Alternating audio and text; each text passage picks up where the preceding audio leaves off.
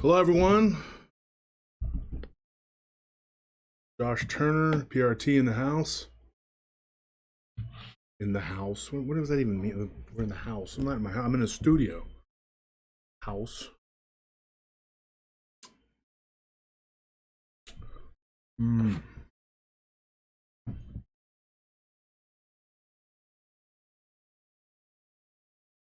Everybody ready?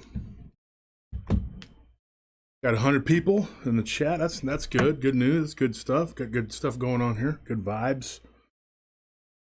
Oh, Josh Turner at PRTpodcast.com. Josh Turner at PRTpodcast.com. That is the email address that you can get in touch with me. That's one way. There's multiple ways. I'm on Instagram as Josh Turner 940. Go to Instagram, Josh Turner 940. We have a mailing address too, which I never remember. Do we have that written down somewhere, Anthony? Do we have the mailing address written down? I got something really cool in the mail from a guy named Jesse Waters, and it is so cool. It's a freaking statue. He makes these statues. I'm going to say Charlie Perez does a good job. He's a great sculptor, but I think Jesse Waters has got him. I mean, he's a good sculptor. So I don't know. I was looking. He sent me a Goatman sculpture, and I was going to bring it and I was going to show everybody. Show and tell. Remember when you were a kid and you had show and tell? Yeah. I was a weird kid. I had show and tell, and I would bring things that I was interested in, like my G.I. Joe or Transformer, and other kids would make fun of me or whatever for everything I did.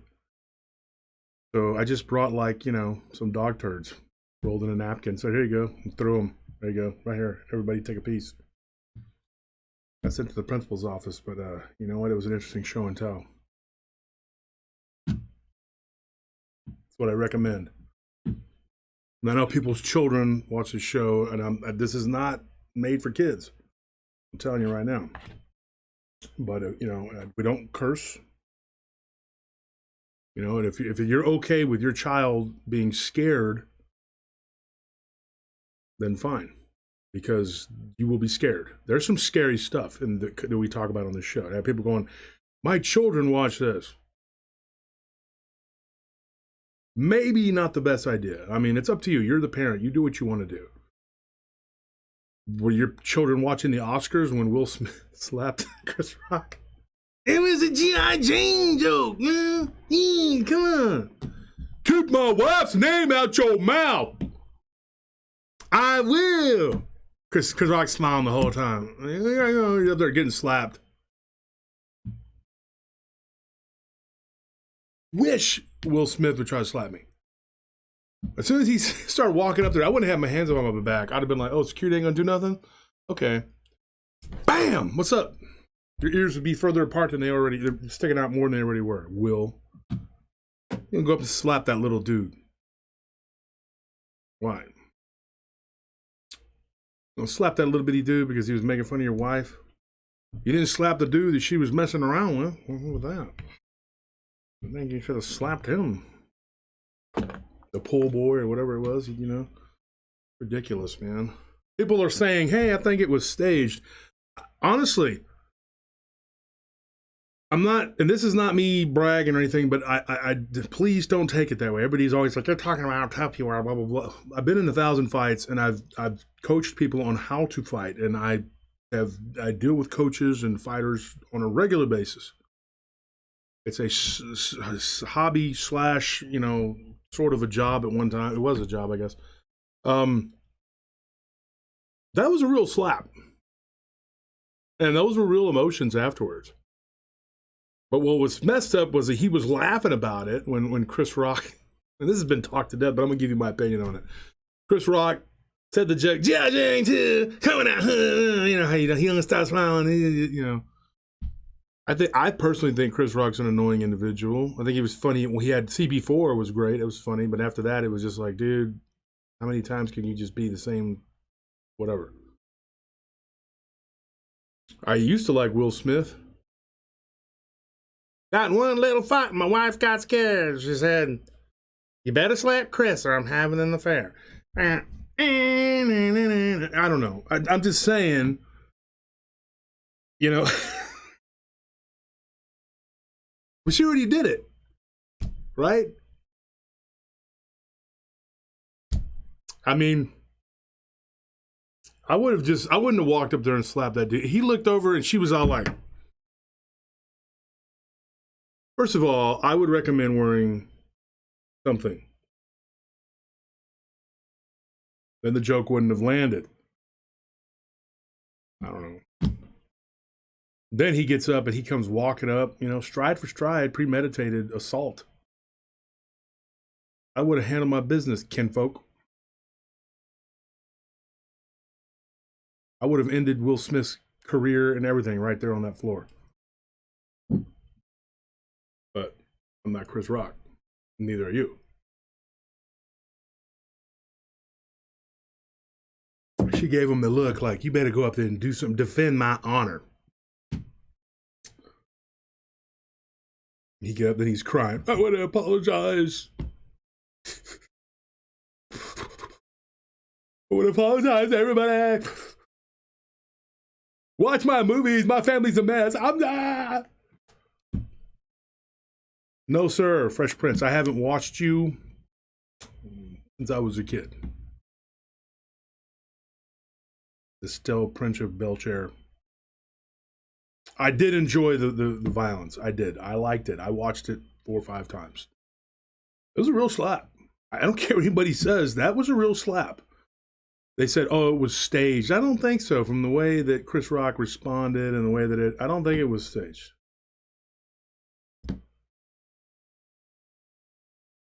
I wish they would have started throwing down and then rolling around the ground, and that would have been great, because the Academy Awards or Oscars, whatever, they suck. Everything about them sucks.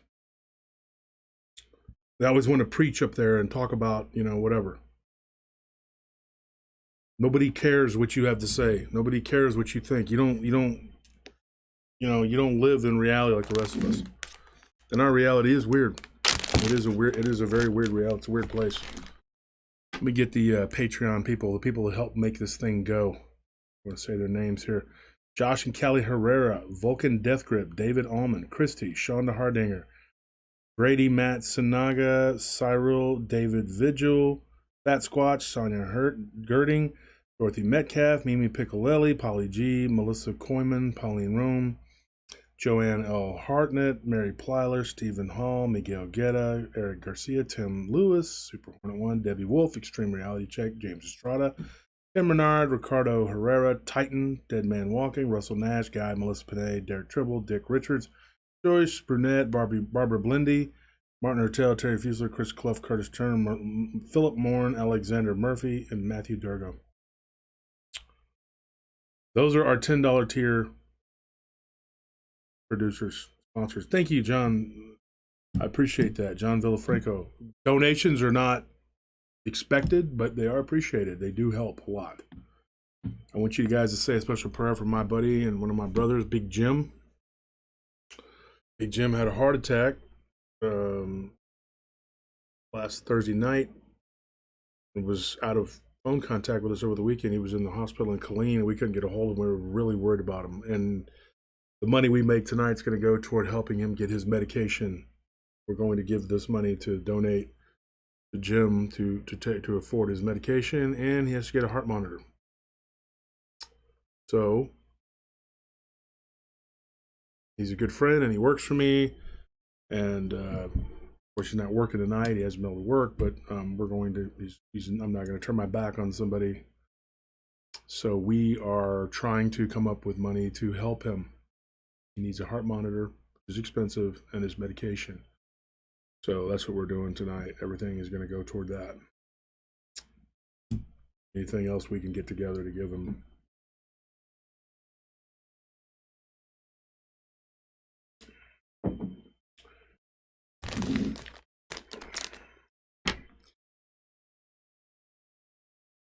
I look at it like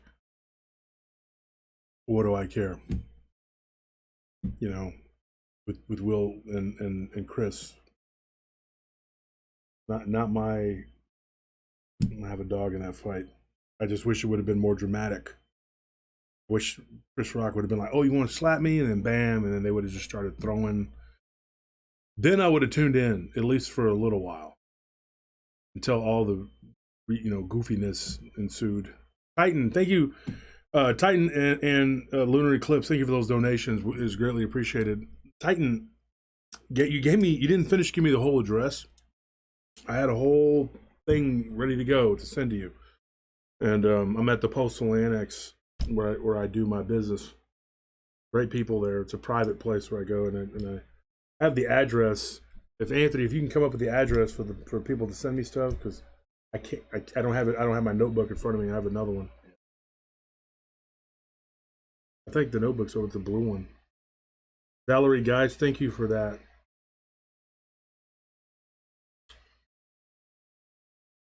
So, I think they should make that into a song. I got one little fight and my wife got scared. I just let Chris on in the fair. I think that's a better lyrics. We could rewrite that song. That's a better. It's the pool guy started causing trouble in my neighborhood. Caught him with my wife. He was up to no good. Whatever. Chris, thank you for that donation.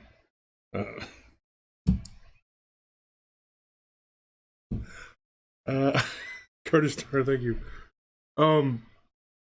Folks, I'm telling you, Chris Rock, if you need some MMA skills, man, I know a lot of coaches. Tell me where you're at. Up there in LA, I got a guy out there in LA, my friend Jason. Or Justin and Jason both, actually, but they'll hook you up.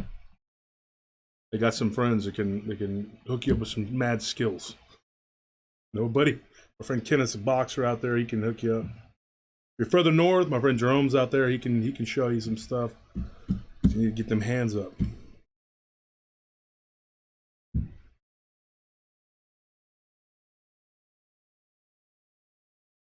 What was the name of the guy you shared the building with? His name was Nick Taylor. Nick Taylor. Not to be confused with Alice's alter ego, Mick Taylor. Mick Taylor is from Wolf Creek. And that's Alice Smith when he's Buddy P. Pirates. He probably is a great copycatter. Oh, you got something? I'm gonna copycat it. Yeah, I'm a communist. Hey, buddy. Whatever. Anyway, we got a lot to talk about tonight, folks. You're gonna enjoy the show because we're gonna have a lady come on. Okay, and she's gonna talk about her Dogman encounter. But I'm not one of these people that picks and chooses. I don't just call people, hey, heard you had a Bigfoot encounter, and I just want that. I don't want all the other weird stuff that happened to you. Just give me the Bigfoot encounter. Or, hey, heard you had a Goatman sighting. I just want that. I don't want to hear about anything else. No ghosts, no UFOs. Just talk about that. Like some show host. Okay? We're not going to do what Varg Cardiff does. Okay? We're not going to do that. We're not going to just pick out the Dogman encounter and go, whatever. I'm planning on, this one was very interesting. I had a long talk with her today. And I plan on doing an entire set with her. I might go an hour, I might go 2 hours. But I typically with guests that I have on the Friday show, they typically are authors or they're researchers or they're podcasters. And every now and then I'll have a person that just had some encounters and stuff and I'll talk to them. And it's typically experiencers. It's people who've had a plethora of things. And I don't feel right just picking out one or two of their experiences. Now I do that. Like somebody's, in the past have given me 5 or 6 things that happened to them, and I break them down into different shows that we've done or whatever. But I really don't feel good about that. I would much rather tell the story in its entirety. But she's going to come on tonight and give you a little sneak peek of what we're going to be talking about when she comes on the air, or when she comes on the podcast. First of all, though, I want to jump into this with the glitch in the Matrix. Did everybody enjoy that? Give me your feedback. Let's see what you have to say.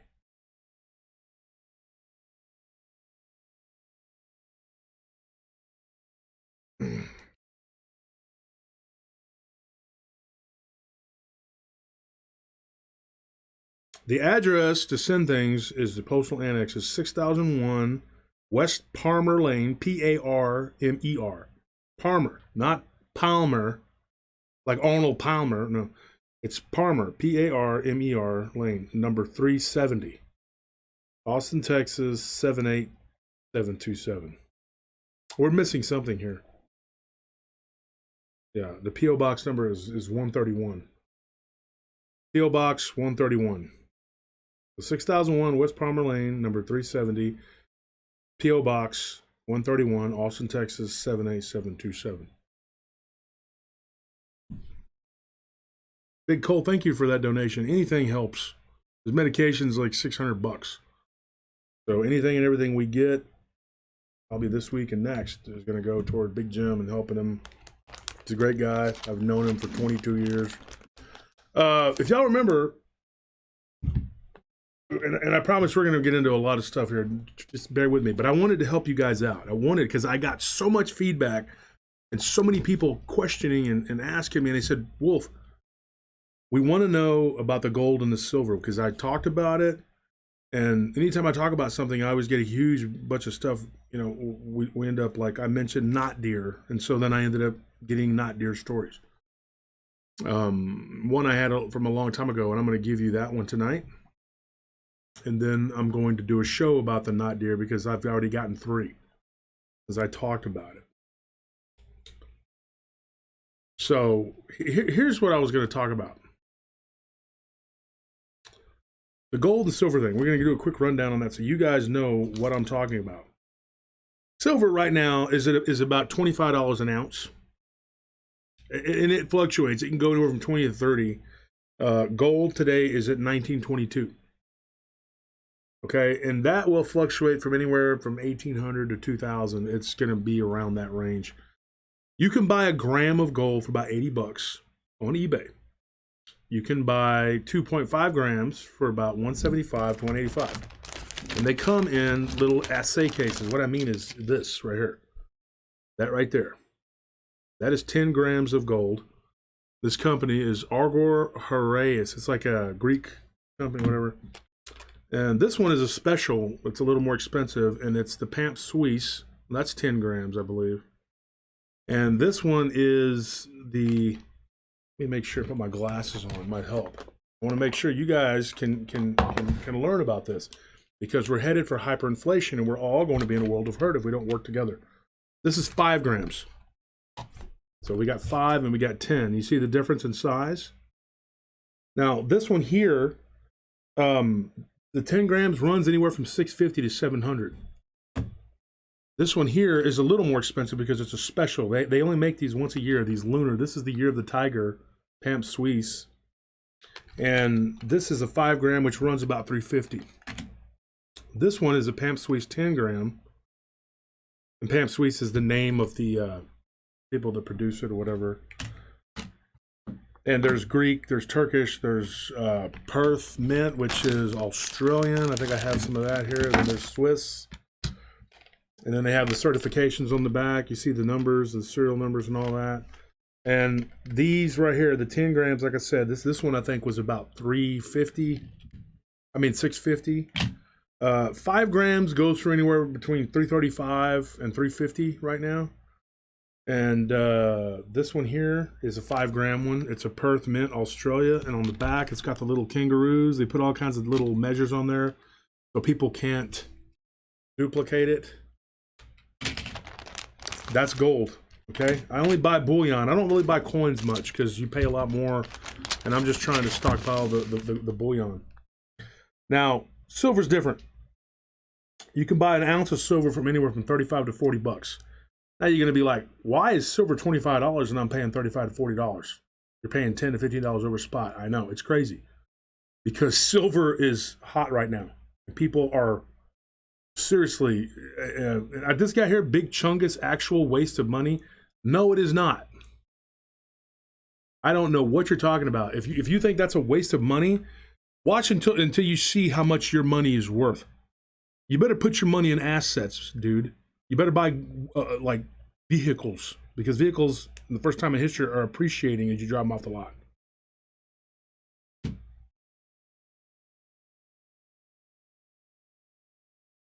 This guy says, how is gold and silver going to mean anything when we're literally only going to be able to buy and sell at the mark of the beast?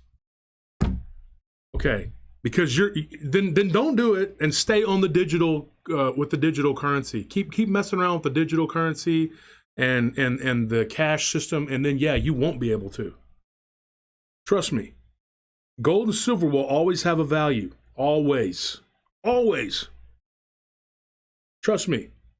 Back when Nero Caesar, the actual Antichrist, okay, that John talked about in the book, he wrote the book of Revelations on the Isle of Patmos in southeastern Greece. He wrote it in Greek text because the average Roman soldier couldn't even read Latin, much less Greek, but he could sneak it past them. He talks about the beast, the Antichrist, 666, which is Nero Caesar, 666. What I'm going to tell you right now, that even though you had to have the mark of the emperor, the seal of the emperor, on your hand or on your forehead to buy and sell goods after Nero burned Rome to the ground, which is what John was talking about. It's already happened. But it's going to happen again because Jesus says it continues, it keeps happening. Here's the thing. They still used gold to circumvent the system of the beast. They still find illegal gold stamped coins to this day. I'm not even going to get into it. This guy says, if you can't eat it or put it in a gun, it's worthless. Sorry, but that's going to be the actual reality soon. And so be it. You believe what you want to believe, and you have your right to your belief. Okay? And that's fine. But gold will always have value, dude. You know? Once again, we're getting into this apocalypse, whatever, your apocalypse not. Whatever you want to believe. It's fine. I'm not saying guns aren't a good investment.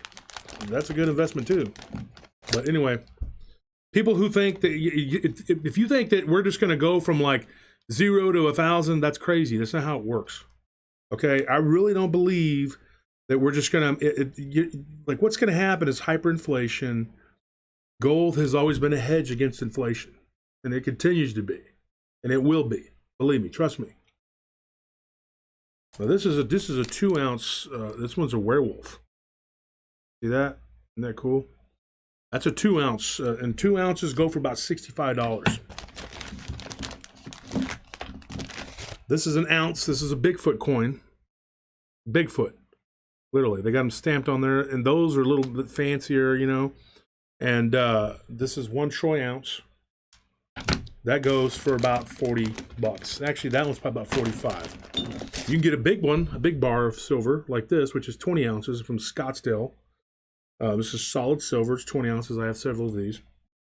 And they run about $600. You can get them for about probably $75, $580 to $600. This is a 10 ounce. It's about half of that. And you can stack these. And then they have a stamp with the numbers on the back of them.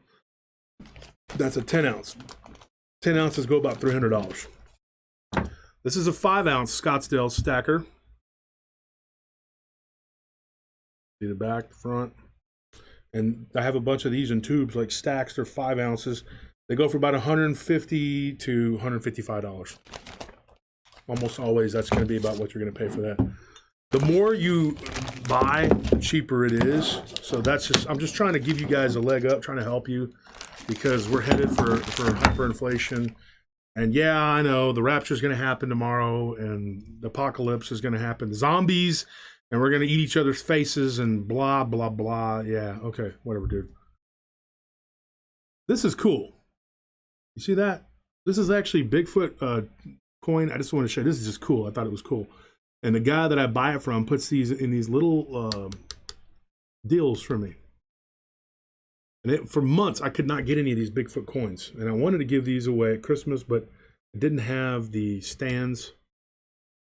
Now I do. But those, you can get those online too. You can buy those. Let me explain to you really quickly, and then we'll get into the stories. A troy ounce is heavier than a regular ounce. I don't know if you know that. Okay. 373 grams. is a troy ounce. Is a troy ounce, and then is a troy pound. I'm sorry, but 453 grams is a regular pound. Now you're going like, how is that heavier? Well, it's heavier because it only takes 12 troy ounces to equal a pound, a troy pound. Okay, because 31 grams is a troy ounce. So if that explains, you know, how that works.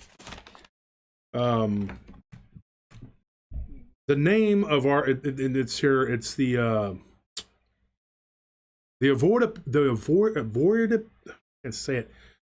avoirdupois or avoirdupois system, whatever it's called, is the actual weight.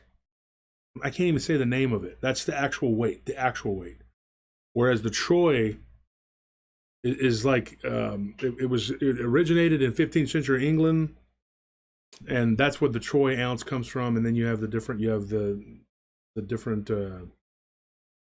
penny weight and the troy grain and all that. And you have different systems. You have a Scottish system, and I think there's another one. There's a Dutch system, but they all kind of came together. The world said, hey, we're going to go with this system, and it's called the troy ounce. And like I said, a troy ounce is actually heavier than a avoirdupois ounce. But you only have 12 of those in a troy pound. So 300, when you talks about a pound of gold, it's only 373 grams. And it's about 20 grand. Okay. I believe. I think it's like, let's see.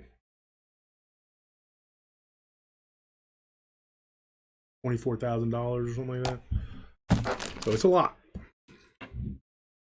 And everybody's like, oh, well, the mark of the beast and this and then that. You know, you can say that all day long. You know, what good is gold going to do you when you're shipwrecked at sea? You can't eat it. Well, when that happens and you're shipwrecked at sea, you're going to have bigger problems than worrying about the market and everything else. I don't know. This seems kind of funny to me. You know, if it gets that bad, nothing's going to matter, is it? If we can't find food to eat. But in the open market, because the entire world's not going to collapse into anarchy, it'll be in pockets and play, you know, eventually, and silver and gold will hold their value, believe me.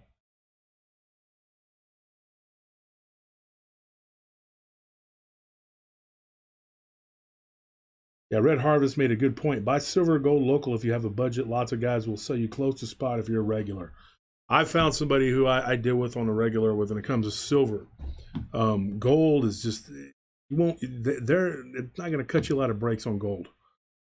I can tell you that right now. And I get a lot of breaks on a lot of things.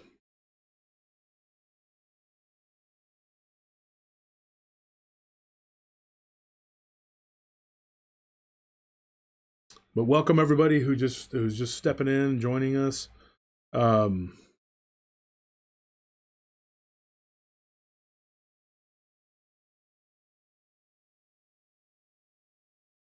Yeah, 39 Shawnman, you're exactly right. Gold and silver coins have precious metal value plus collectible value.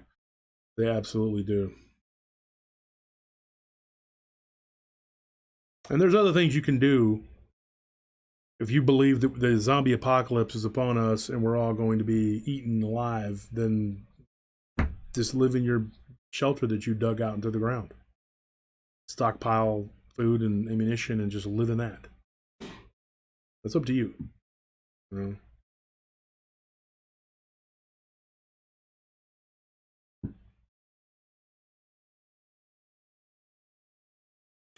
I will say this. I do agree with that, Big Chungus. There could be an EMP attack. I don't doubt that. And no food, no water. You know, I think water in the next 10, 20 years is going to be the big commodity. You can't pile millions of people into these cities and expect the water to hold out. They're like, we're in a drought. We're in a drought. It hasn't rained in 5 minutes. We need it to rain 1,000 inches a day because 1 billion people moved to Austin and now the lake is always low. And that's how ridiculous they are. They don't talk about why the lake is low. They blame it on drought. No matter how much rain we get, we never have enough.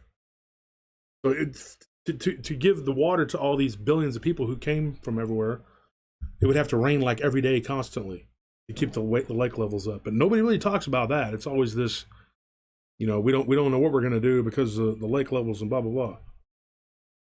Taylor, thank you for that donation. Love the show. Can't get enough.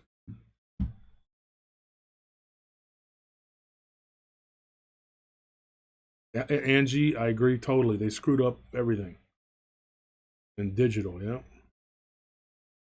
Everyone that's donating today, like I said, that money is going towards helping our friend pay for his medication. He had a heart attack. He's one of my old friends, and now I agree with what you're saying here. Highly recommend people looking into blocking EMP and protect your electronics like generator wires, solar panels, etc. You do know what you're talking about when it comes to that, Chungus. And silver is a disinfectant. Well, I think you're saying disinfectant, because you can put a silver coin in milk and keep it from spoiling. You can also use colloidal silver. I used it in my throat whenever I was sick with COVID. All kinds of things you can do with it. But before I get into the stories, I have to step away for 1 second, and I hate doing this because people bail. Okay? As soon as I get back, we're going to get right into some stories. I'm going to tell you a couple stories, and then we're going to bring somebody on. She's going to talk about Dogman. You won't be disappointed. Give me not even 5 minutes. I'm not back in 3. You win a no prize. Okay? Just hang on.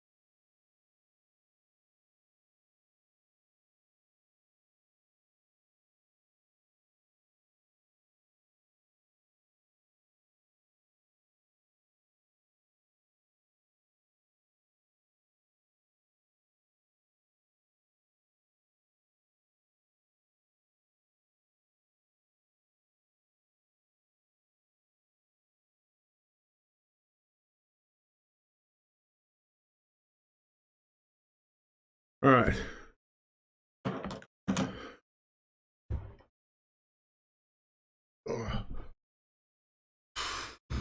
Myself comfortable here. Hey Tam, how you doing? It's okay, Tamara. Yeah, thank you for that donation, everybody. I appreciate your donations. Like I said, it's going toward helping Jim out with his meds.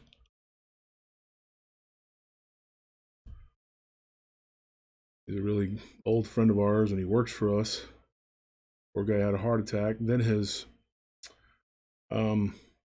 ex got into his Facebook and hacked it and unfriended about 1,400 of us, especially his friends from the old days. I don't know what these ladies have against his, people's friends from the old days. I guess they think we're a bunch of bad guys.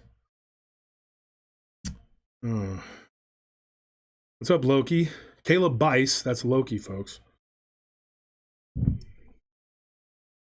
All right, so if you guys paid attention, we were talking about glitches in the Matrix last Friday. Okay, how many of you watched that? Let me know if you saw that, if you watched the glitches in the Matrix, because there was a lot of really cool stories. I was excited to talk about that stuff.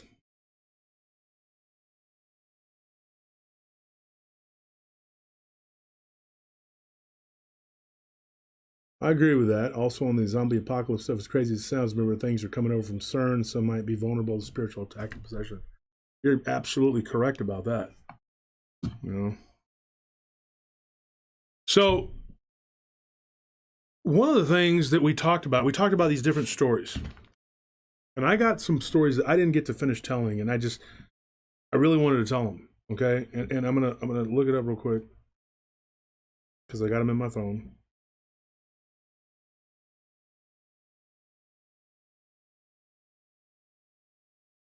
And I'm just gonna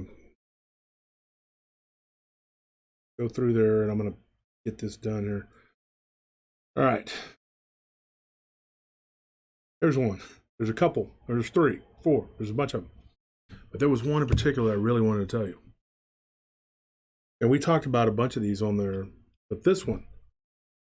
Okay, this happened in Arizona, and I believe it was Tucson. Tucson, or no, it was. Can't remember. It was in Arizona. I don't think it was Tucson. It wasn't Phoenix. Anyway, it happened in Arizona. I don't have the in front of me, you know, but this guy, he goes outside to smoke a cigarette,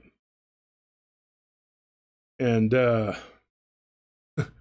I don't know what I would do if something like this happened to me. I mean, I've had some freaky stuff happen, I've had some weird stuff happen to me, but this is crazy. I didn't get to tell this one on the show, so that's why I was like, I want to tell this one. Guy goes outside, smoke a cigarette, and he notices that there's a squirrel on the tree, and it's like kind of got one leg off, and it's just kind of hanging on. It's just sitting there, and he's like, "The heck is that? Like that squirrel?" And it didn't move for a while. Then he noticed he didn't hear any cars. He didn't feel a breeze. It wasn't even hot or cold, and it was in the middle of summer. And he thought, this is the weirdest thing. He's like, it's not hot. It's not cold. It's not warm. It's not chilly. It's not anything. It just is. The way just literally how he described it to me.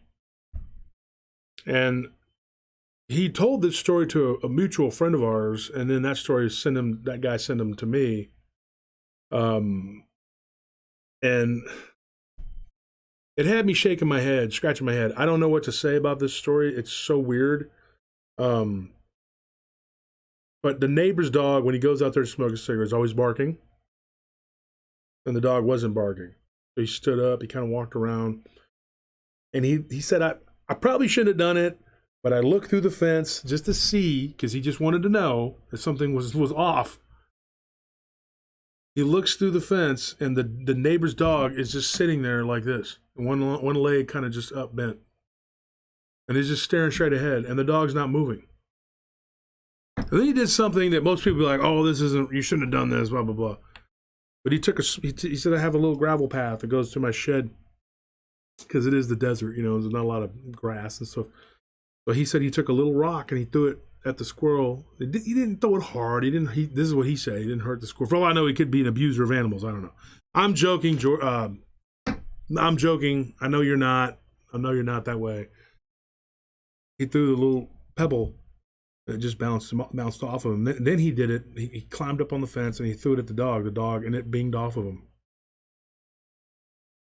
And he thought, what is going on here? I'm losing my freaking mind. Then he notices there's a bird that's hanging on a branch, and he looks up and he just notices it behind some other branches. He walks around and he sees this bird's wings out like this, like it's just sitting there. Then he gets really concerned. He's like, okay, I am going crazy. And he thought there's something seriously wrong with this. This is not normal. This is not correct. So he goes to the back of he goes through the front back door, goes back inside to his house. He notices that the TV is like it's on pause. He starts messing with the remote. Nothing is happening. The TV's not changing. There's no sound. The TV is like stuck on a program. It's like everything is just stopped. Goes out the front door, and he sees 2 vehicles in the road with people in them driving, but they're not moving. And he's like, what in the heck is going on? Then he walks back inside and goes back out to the back, and then everything starts moving and starts making noise, and the wind picks up a little bit, and then it becomes hot as heck, and everything goes back to normal. And you would think, this is completely insane. This guy must be having some sort of mental breakdown, or something weird's happening to this guy. This guy's having some sort of issues. He's just strange. Maybe he's a strange dude. I don't know. But this isn't the only story I've gotten like this. Not to that extent. I mean, no, I'm not going to lie. There was another one. And it was nowhere near as pronounced as that. But could you imagine that? And we talk about a whole bunch of these weird things on the last episode.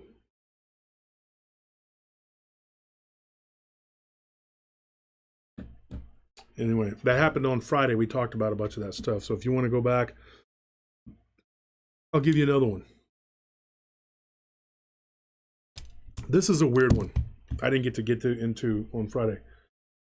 And I was thinking I'd just do a whole nother show, because I got a bunch of these. These are weird. I got a bunch of weird stuff like this, and then ghost stories, just a bunch of them. Eric Garcia, thank you for that donation. I get constantly getting stories. I talk about something, I get 2 or 3 stories about it. I'm not joking, and I'm not complaining. It's better to have them and not need them than to need them and not have them. Believe me. This is a weird one. Okay, how do I start this one?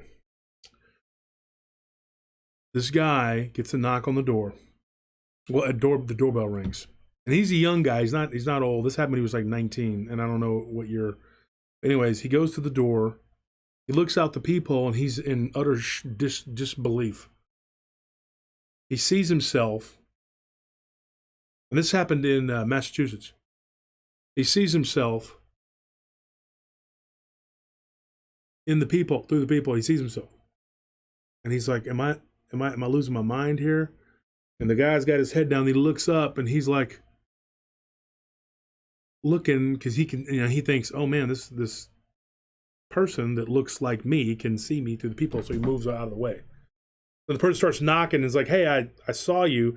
And then he's going like, what in the heck is going on? He remembers that the day before, okay, he was going to go out and walk to his friend's house, because he was like 19. He was a young guy. Didn't have a car at the time. He was getting ready to walk to his friends. He had put some video games in a backpack, a couple Mountain Dews, and was ready to go, and walked out, closed the door behind him. Gets down the street, and then he goes, "Oh man, I forgot." But he runs back over to his house, or walks back over to his house. He'd forgotten a couple things. And he goes and he rings the doorbell, and he sees somebody moving on the other side of the door. And he's like, "Oh, okay, cool. My mom and dad must still be here," because they were getting ready to leave. But he couldn't, get them to answer the door. And he's like, "Hello, I know I see you moving through the peephole." He goes around to the garage, and he jumps. He's looking, trying to get, and he figures out that his parents had already left. There was nobody. Then it freaked him out. He was like, "Whoa, is somebody in my house?" So he calls his mom and dad. He says, "Hey, mom and dad." And dad answers, says, "No, we're at the grocery store." He's like, "Well, somebody's in the house." "Really?" He's like, "Yeah, I forgot my key." And then, his parents race home. He takes off, goes to his friends. He was like, "If somebody is there, I don't want them coming out and messing with me." Parents go, and they're like, "What are you talking about?" So they call him, and they're like, "Is this a joke? Why did you, there's nobody here. What are you talking about?" But the next day, he witnesses himself come up to the door, and that whole scene plays out. So then he thinks, "I'm losing my freaking mind. Oh my gosh, this is me from the day before. The beanie he was wearing, everything was the same. So then he's like, dude, he's so freaked out. He sits down on the couch and he's just thinking, is this a doppelganger of me? Is this me from the day before? What is going on? So he calls up his friend and he says, hey man, I want to come over and hang out. I don't want to be here right now. I'm really freaked out and I'm scared. So he goes out the back and then goes out the back and takes off. Goes to his friend's house. His parents come home and then they call him. And they said the same thing they did the day before. They were like, are you crazy? There's nobody here. And he's like, what? I didn't call you. They go, yeah, you did.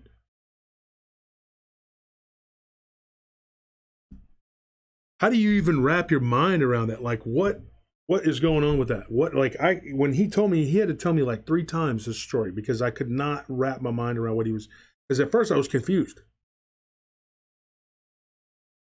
So this is an incident that played out 2 different times.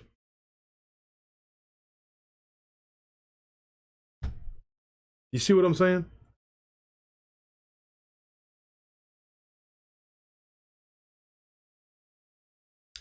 And then this person here, Cooper Young, says, I've listened to a pretty convincing argument that there are people and animals that are holographic projections of some kind. Supposedly it's more common in developed, densely populated areas. That also brings up the NPC. Tell me if you know what NPC is. Hit me up on here, everybody. Tell me. Oh, and thank you, Eric. If I didn't say it already, thank you for that donation. Like I said before, donations are not expected, but they're appreciated, and we are giving these donations to help my friend Jim who had a heart attack get his medication, and he needs a heart monitor. God, I don't need one yet.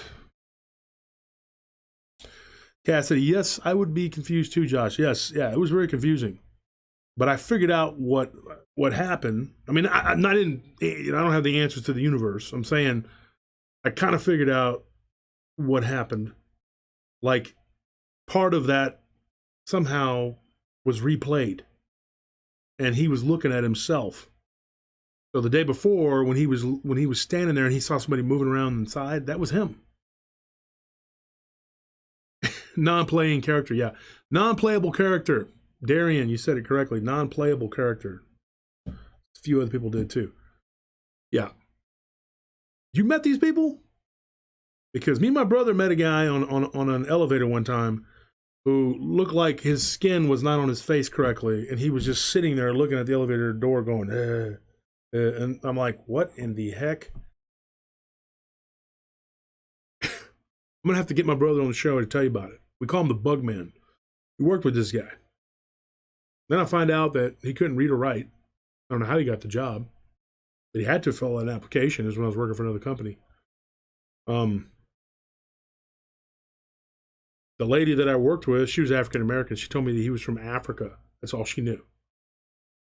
But his eyes were bloodshot red and his skin looked like it was falling off of his face. I'm not joking, okay? This was weird.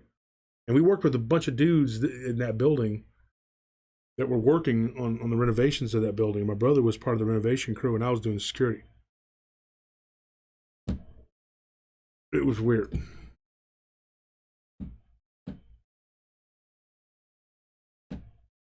Black Sheep says they seem to be everywhere. Yes, they do. Black Sheep, I actually, my friend Jeffrey Meadows has a boxing gym called Black Sheep.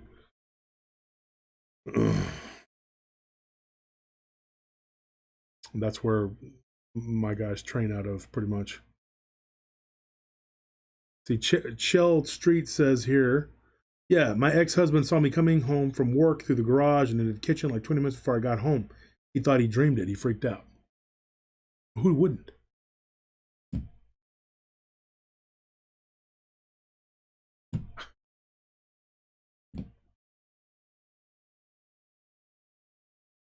I mean, I'm not saying that this is, people use the Mandela effect as an excuse, or somebody, like I had somebody trying with the doppelganger thing and literally his girlfriend busted him with another girl at the In-N-Out Burger. And he was like, that wasn't me. She's like, yeah, it was. I was like, there's people that look like you and me, you know, and stuff like that. And he tried to BS his way out of it. I've had a couple friends like that. My friend Dominic was like that. He tried to like BS his way out of with these girls, you know. He was always out jumping, you know, messing around, whatever. I don't think doppelgangers are necessarily a snatching or replacing whatever. I just think that there are some weird things out there. This is what happened. My friend tried it. Chuck, he's deceased. He's been dead for a long time. But years ago, he was a player, as they say, and he was with this girl, and he was living out in California back when it was cool. And she catches him red-handed. He convinced her, okay, that was a copy of him that she saw. It just happened to have the same kind of vehicle and the same clothing. I never met this woman. I talked to her on the phone once, but I thought, too bright. Or she just really loved the guy and didn't want to come to terms with him philandering, whatever.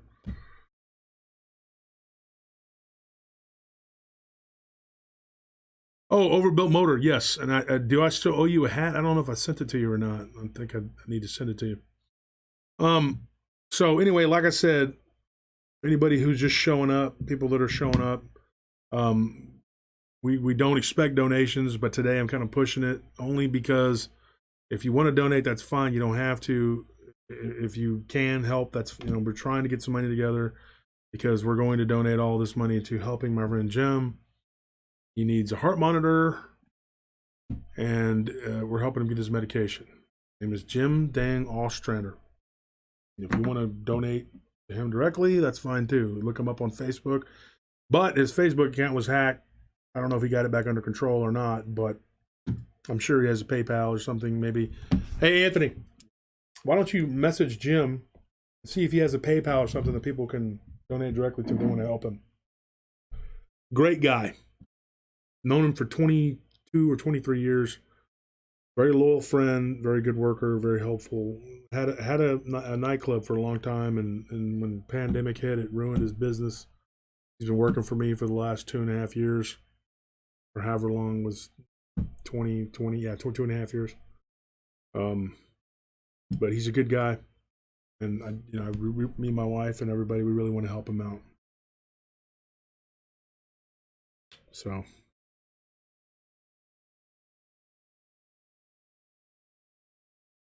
Cassidy says, just like a man to deny that, is what you're saying? Hey, women do it too. I don't personally have any stories of women doing it, but I'm pretty sure they do. You know, people do some crazy things, dude.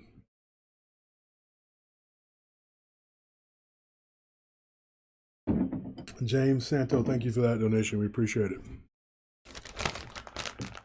And if you guys are just joining us, make sure you go back eventually and rewatch the beginning of the episode, because we do talk about gold and silver at the beginning, so you guys can get a grasp on what I was talking about, because I had so many people, I mean, a couple dozen people just hit me up asking questions about the gold and the silver so that I could give you a leg up on this.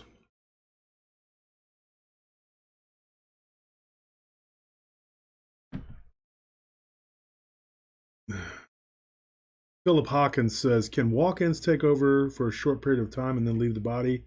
That could account for some strangeness. I've heard of this. And in a tradition, in the Jewish tradition, I have a friend he's from Israel, and he runs a clinique store type business, whatever, in the mall. And he was telling me, we were talking about the Dybbuk. And they were talking about how the Dybbuk goes into a body, and it can inhabit that body and use that body to speak and say and do things, and then it moves to another body. And in the Muslim tradition, they call it a jinn, and in the Christian tradition, they call it a demon. Kevin Cloud says, have you heard about the one legs? What is that? Elaborate. Jordan Carl says, there was an old Eddie Murphy skit. Wasn't me. I remember that. Yeah, and maybe that's where my friend got it from. Chuck was, he was an Eddie Murphy fan, so I mean, you know, He probably just said, you know what, it's worth a try. Roll the dice. Let's see what happens. It wasn't me. Wasn't me. They had the same clothes on. It wasn't me. It was a doppelganger. But you got to have somebody who believes in the paranormal. It's not going to work. Cursed, it says here, why would you use that as your handle? You're a nice guy, or girl, if you're donating money to help someone, I mean, you know, why would you be cursed? For the cause, it says also women say, oh, him, don't worry, he's just a friend, load of BS. Laugh out loud. Yeah, I've had some of those just friends. You know, that's when you got to make them be former friends.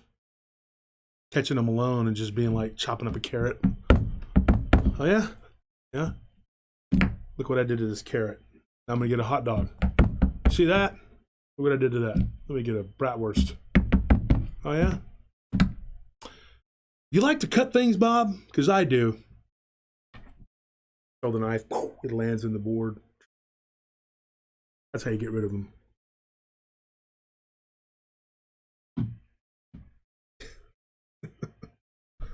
Oh. Amy, thank you for that donation. Appreciate it so much. If this life is a game, I want my money back. Exactly. I wish I could do more. Don't wish that. Don't do what you can, and we appreciate it. So I'm going to tell you a story. We were talking earlier about the knot deer, okay? And then after that, I'm going to make a phone call to someone, and she's going to tell you some weird stuff. I have a story about the knot deer. Should we just jump into the Dogman story and then come back to the knot deer? Or what do you want to do? Y'all let me know. Starscream, what's up, buddy? You like gladiator movies? You like movies about gladiators? It says, Kevin Klaus says, when the Vikings came to the New World, they encountered people who had only one leg and hopped around. The first Europeans had seen them too. Yeah, you know that a lot of the Vikings came here in the 800s. There were several migrations that actually, I just read an article, very interesting article, about the Native Americans and the first people that came here 14,000 years ago. The earliest people they could trace were Polynesian in descent. They were Polynesian. They were Pacific Islanders. And there were at least 6 to 7 different migrations and and then it just kept going. And in the Northeast, they have European blood that goes generations back. I'm not joking. The Algonquin. They have blood that goes back to the European, to the Iberian Peninsula, to Spain, and to France. It's very weird. I don't know what that is, but they trace the lineage of these Native Americans. They were Blackfoot. And this guy went and got a DNA test, and it was that. What is that main one that everybody does? The Ancestry.com, whatever. And he wasn't satisfied, so went to another company. I can't remember the name of the company, but they actually traced his lineage back 55 generations, and they found that the Polynesian was the earliest. So it wasn't just Northeast Asians coming over from Siberia, you know, the land bridge, Mongolian type ancestry. That happened too, over the Bering Strait. But they actually found that Polynesian, and then on the East Coast in particular, there was a lot of European blood, the people that came here. And if you read about the Clovis people, look up Clovis people. 23andMe, all these companies already, man, I'm not going to get into these people, man. They told some friends of mine that you can literally look at them in the face and tell. I'm not kidding. You can look at them and go, you're Native American. I mean, you can just absolutely tell. It's beyond a shadow of a doubt. Okay? And they told them that they didn't have any Native American blood. I'm like, what? I mean, I've heard some really wacky things from those. I mean, I'm like, whatever, dude. But this other company, you know, there's these scientists that told them, hey, you know, but there's an article about it. I think the article was like Blackfoot tribe member looks up, goes back 55 generations. Anyway, it's an article I read. There's a lot of Egyptian artwork, Caucasian looking, is because the Ptolemies were a dynasty. They were dynastic and they held sway over Egypt for a long time. It's a very common myth that Cleopatra was African. She was not. She was not Egyptian even. She was actually a Greek. The Ptolemies, who was Alexander the Great's half brother, technically Macedonian.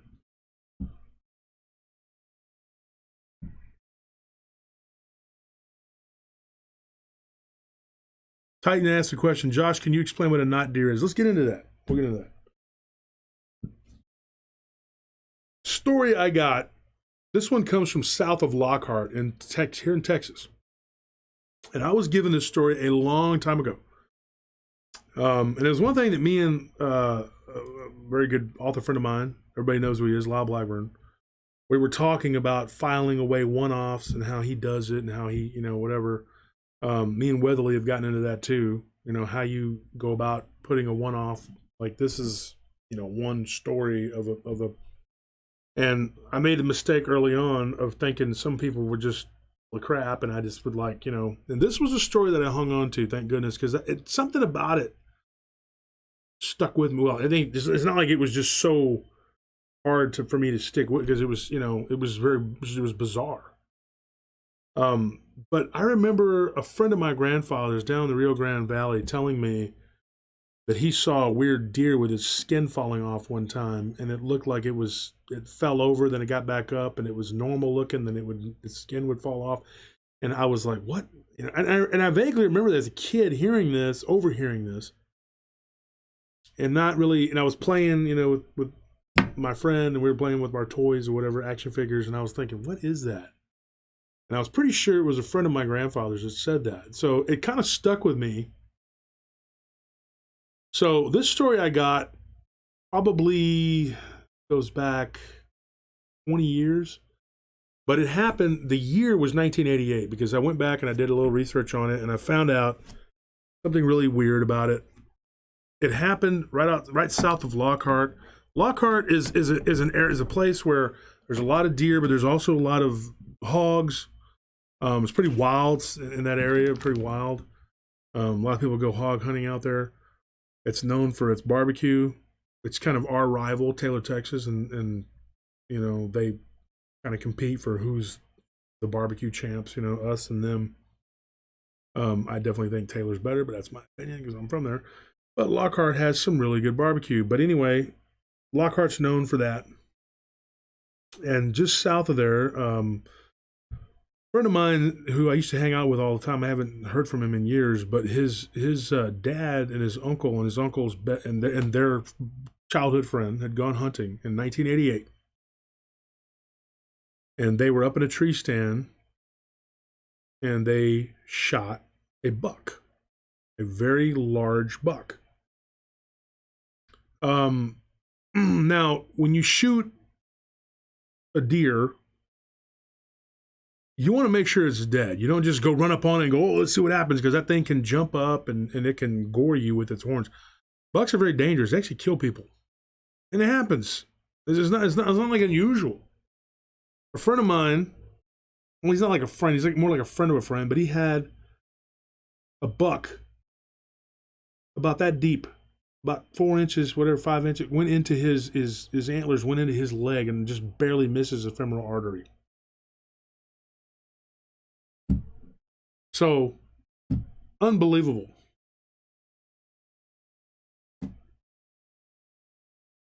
You can be killed by these things. Okay? It happens. Just like hogs. So anyway, they waited for this thing, to stop moving, whatever. They walked up on it, and it began to move. So instinctively, my friend's dad shot it again. But he didn't want to destroy the trophy, the head. It says, Loki says, yeah, you let them bleed out. You have to. It's a horrible way to go.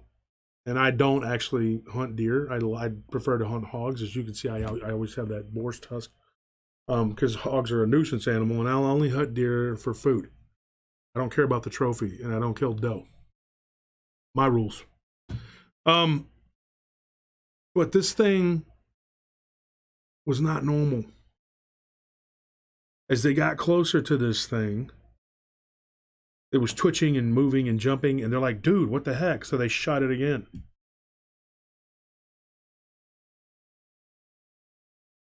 What they noticed was that there looked like an arm sticking out from underneath this deer, a human arm, a white, pale human arm. And they thought, oh no, is there a person underneath that? Did we shoot a person? What is going on here? Why is there a human arm? Then they noticed one of the guys went around the other side, and he said, and that was my friend's uncle, and he said, no, dude. That arm is attached to its chest. Where the right leg should have been, there was an arm. An arm, a human arm. This is crazy, dude. Okay, and then the back leg was starting to, like, the flesh had fallen off of it, obviously. And the back leg was like a white, pale leg. Then the limbs began to change, and it become darker. The skin became darker, almost like a mahogany color. And they were like, what in the heck are we looking at? And this thing began to move its head. And they said it was rolling its head. And then the antlers fell. One of the antlers just kind of, and they were like, dude, and this thing began to morph before their eyes, and they all just took off. They just ran. And they said they ran, and they were about 2 or 3 miles from their truck, and they just didn't stop running. They never did figure out what the heck it was. That is a not deer.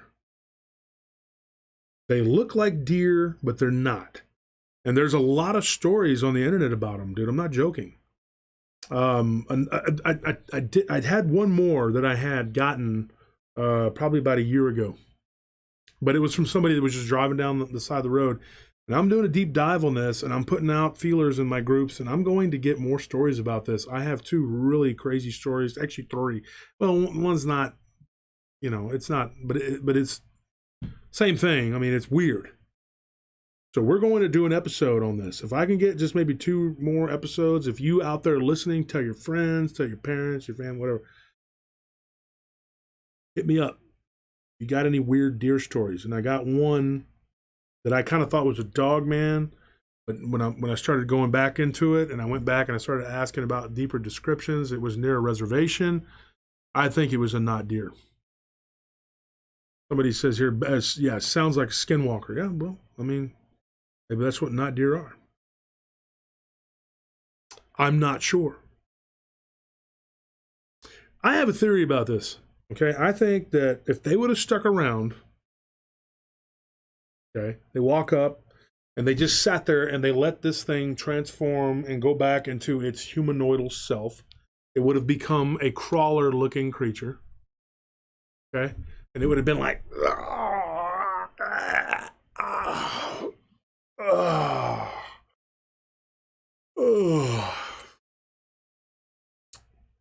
up with all the hostility? He shot me like 3 times. I'm out here. I'm trying to get your attention. I wanted to tell you about your car's extended warranty. I get shot. Jeez.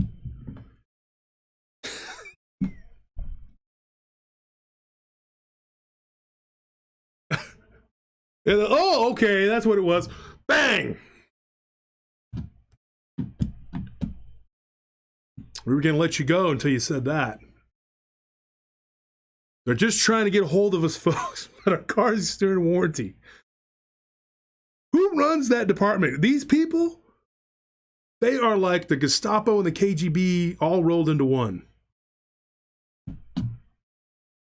They are unbelievable. They are like every secret agent, the CIA, everything all rolled into one. They will find you about your car's extended warranty. You get in your car and you're like, oh man, it's time to go to work. Oh, what the heck? Hey man, what's going on? Car's extended warranty. How's it going with the warranty? Like, get out of my car. The heck's wrong with you, dude?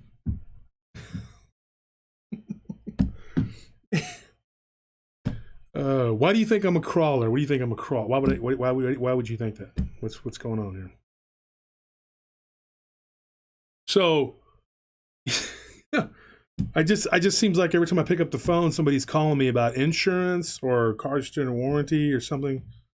It never fails. That being said, we're going to call someone.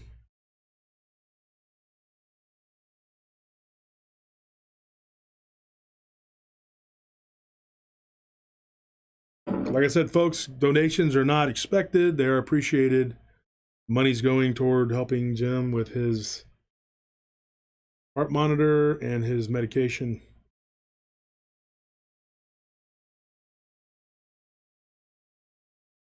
Josh, letter and mail about Uncle in Kerrville. Okay, are you the last starfighter born in East LA? Is that you?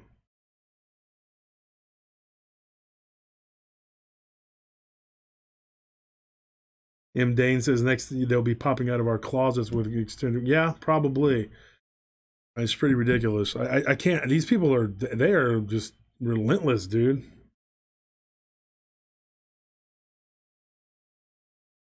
Wow. Nerot says when they were young, my mother and father woke up to a Native American man with big deer antlers standing at the end of their bed. Wow.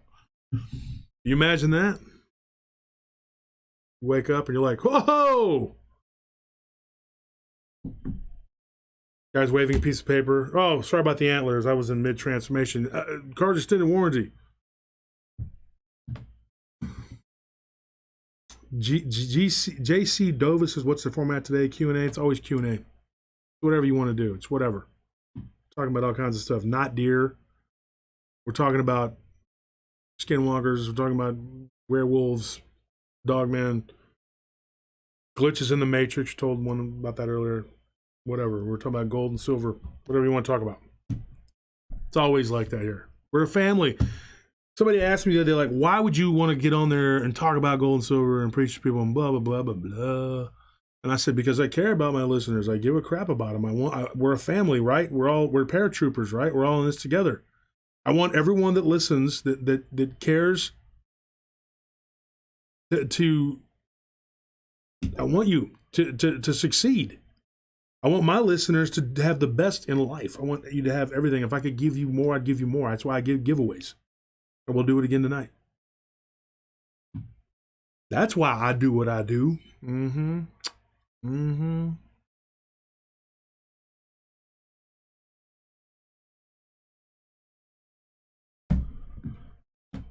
So here we are. We're going to give a call to this person.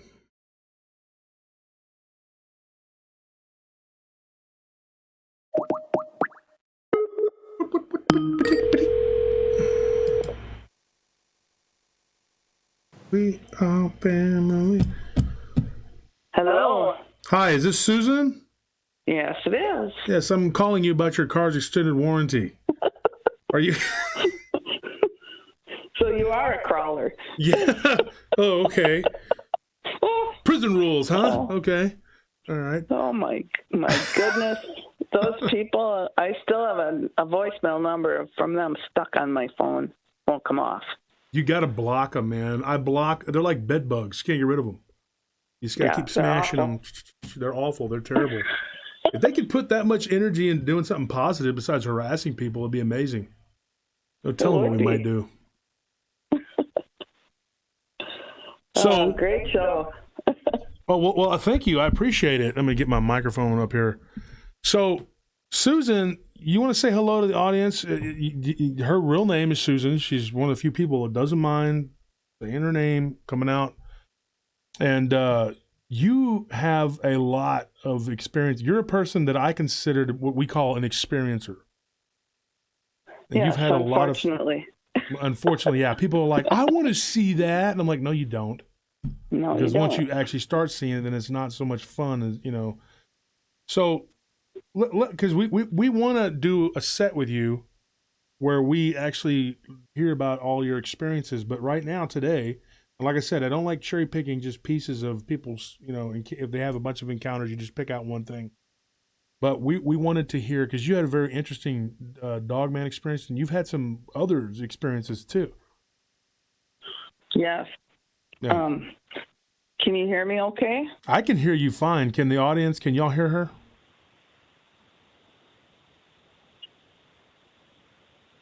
See. Yeah, just making sure. I can hear you fine. Anthony, can you hear her fine?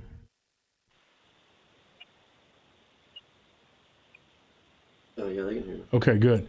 So why don't you go ahead and tell us a little bit about yourself and where you live? Like, not exact coordinates, but where you're from and where this happened. Yeah, my name is Susan. I'm from Minnesota. I live in central Minnesota right now. I live in an area that has a lot of state land. There's military land. It's beautiful. It's a very beautiful place, but it's also perfect for cryptids. There are gulches, gullies, creeks, lakes, and a lot of times you can ride up on these gullies. They almost look like cenotes. Like in Mexico, the cenotes, the land just drops away and there'll be a little lake. But you wouldn't know it until you come up on it. There's a lot of that around here. It's very beautiful. But yeah, I don't care if people know my name. I can't tell you exactly where I am, but it's a very beautiful area. My Dogman story starts out on a piece of property that we own that's about a mile from where I am right now, as the crow flies, and it's right off of a little lake called Crook Neck. And beautiful little lot, beautifully treed, mature trees, and next to an old creek bed. And it was a beautiful summer day. I usually would drive up like on a Wednesday or whatever. This was probably a Friday night. And I noticed there was a lot of people coming in and camping on a lot that was kitty corner from me. And they were coming in on bikes and cars and had tents up, and that's pretty common around there. People would come in and camp. But these guys started getting louder and louder as the sun went down. And they were really disturbing the peace. And they were starting to fight with one another. People were getting thrown into the fire and yelling at each other and whatnot. And I thought, well, I'm turning my lights down, and I'm going to close the curtains, and I'm going to kind of be unseeable here, let's hope. You know, it would be difficult to see through the trees anyways, but boy, could you hear these guys. And so I waited for them to quiet down, and finally they did. It took a while. It was probably around midnight. And I usually meditate, especially then. I used to do a lot of deep meditation. And so I got ready, went in. My cat was with me because I always traveled with my cat. And I always did something they call the Gayatri Mantra. And before I'd go down into meditation. And so I started chanting the Gayatri Mantra, and it felt like I had gotten something's attention. It's like when you know you're being looked at or something. But I had gotten something's attention, and an icon that was on my wall above the window fell down and hit the floor, which I thought was rather strange. And then there was this strange rubbing up against this trailer that I was in. It's a park trailer. And the image in my head was of a dog, like a super large dog. And I thought, what is going on? The cat's looking at me like, this is weird. And the vibrations got ominous. And it felt like you were being scanned, like something was looking into you. And I thought, what on earth is that? Pretty soon there's a scratching down the side of this park trailer. It was about 36 feet long. And in order for it to do what it did all the way down the side of that trailer, I couldn't figure it out because I'm waiting for footsteps to come up on the steps and up on the deck, and it doesn't. It's just the scratching all the way down the trailer. And I started getting pissed, and I thought, well, I'm going to go see what's going on. And so down the end of the trailer, I go into the living room, and I'm going to open up the sliding glass door and look through the curtains. And this voice in my head said, don't do it. You do not want to see what's out there. And I thought, whoa, that's weird. Okay, all right. I won't look out there. The feeling was pretty bad. So I thought, okay, I'm going to bed. I was pretty tired. Been kind of a long day. And so into the bedroom with my cat I go. And there's a window on either side of the bedroom in there, and the bed is north-south, and there's a window above the head of the bed and a window above the foot of the bed, and the foot of the bed faces north. And I laid down, and the cat came and laid with me. I turned the lights out, and I fell down deep into sleep. But I was abruptly woken up by something. I don't know what it was. And the cat's wide awake, sitting there next to me. His eyes are huge. I can see them through the starlight and stuff that's coming in through the window. I can see his eyes.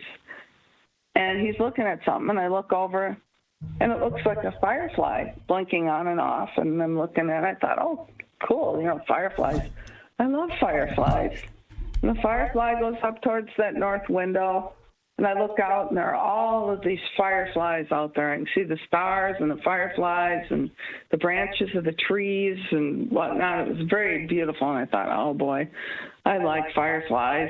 And I fell deep into sleep again. And as I go down, this voice said, Susan, fireflies are not multicolored.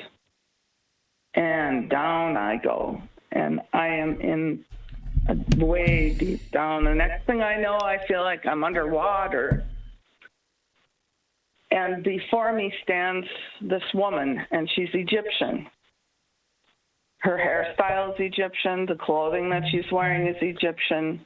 And there's a purple stripe on the outer part of the garment going all the way around. It was very Kaftan style. And I'm thinking, what's this? And up, that's the way I'm trying to remember if I'm getting this in sequence. Yeah. And there are all of these cartouches floating around her. They're all gold and silver, and I'm thinking, wow, what is this? And this voice said, Susan, you must breathe life back into the Pharaoh priestess. And I went, what? Woke me out of a dead sleep. Again, the cat is still sitting there with his eyes wide open. I look around the room, and it's all of these gold and silver cartouches are floating in the air. And I leaped up out of the bed and turned the light on, and they all disappeared. And I thought, oh, what on earth is this? This is like, what do you mean, breathe life back into the Pharaoh priestess? This is way, too much. So I go back to sleep, and the next morning I wake up, and I got my toast and my coffee, and I got the TV on. And all of a sudden I hear on the one little channel that I get, was Channel 5 or whatever, and it was Hawass from Egypt, one of the archaeologists, the lead archaeologist down there, and they said, We just found the sarcophagus of Hatshepsut. Hatshepsut was the only pharaoh priestess that I'm aware of besides Cleopatra. And the two can't really be, put side by side. Hatshepsut did an awful lot of good. But that, I thought, what on earth is that? So that just flipped me out. What does that mean? I don't know what that means, but it freaked me out. When we moved to this property, like I said, it's a mile away. One night, I'm laying in bed. I had fallen asleep. My husband was there with me, and something wakes me up. I don't even know what it was. I'm woken up, and I look, and on top of my husband is this great big black werewolf type looking thing with glowing red eyes. It has silver around the ears and around the eyes. The tips of its fur is silver. It is absolutely huge. It has all kinds of teeth. I can't even describe that. It's like too many teeth in its mouth. Were they like double rowed, or were they, Yeah, and all jagged, like they're all pointed, not Nephilim. No flat ones like dogs have, some flat. They're all, and just slobber and really scary, and it's on top of my husband, and the first thing I wanted to do was run. But the voice in my head says, I'm not leaving my husband here. That's not right. I'm not going to do that. So it was growling. It was making noises. And I got into its face and growled at it, growled right back, and it disappeared. So that's one of my Dogman encounters. And there's, I've had what I think might be Bigfoot here, and Dogman running with coyote up here. They make a strange racket, like there's hundreds of these coyotes. Yep. Go ahead.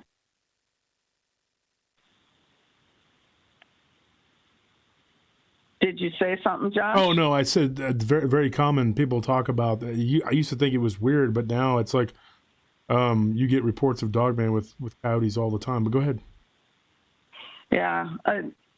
It's happened to me twice where in the morning I go out and I have 3 horses here.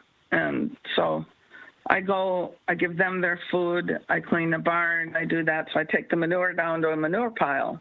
And then the manure pile is right near the woods. We're on 20 acres, and it butts up against wooded property, and right behind me is a swamp.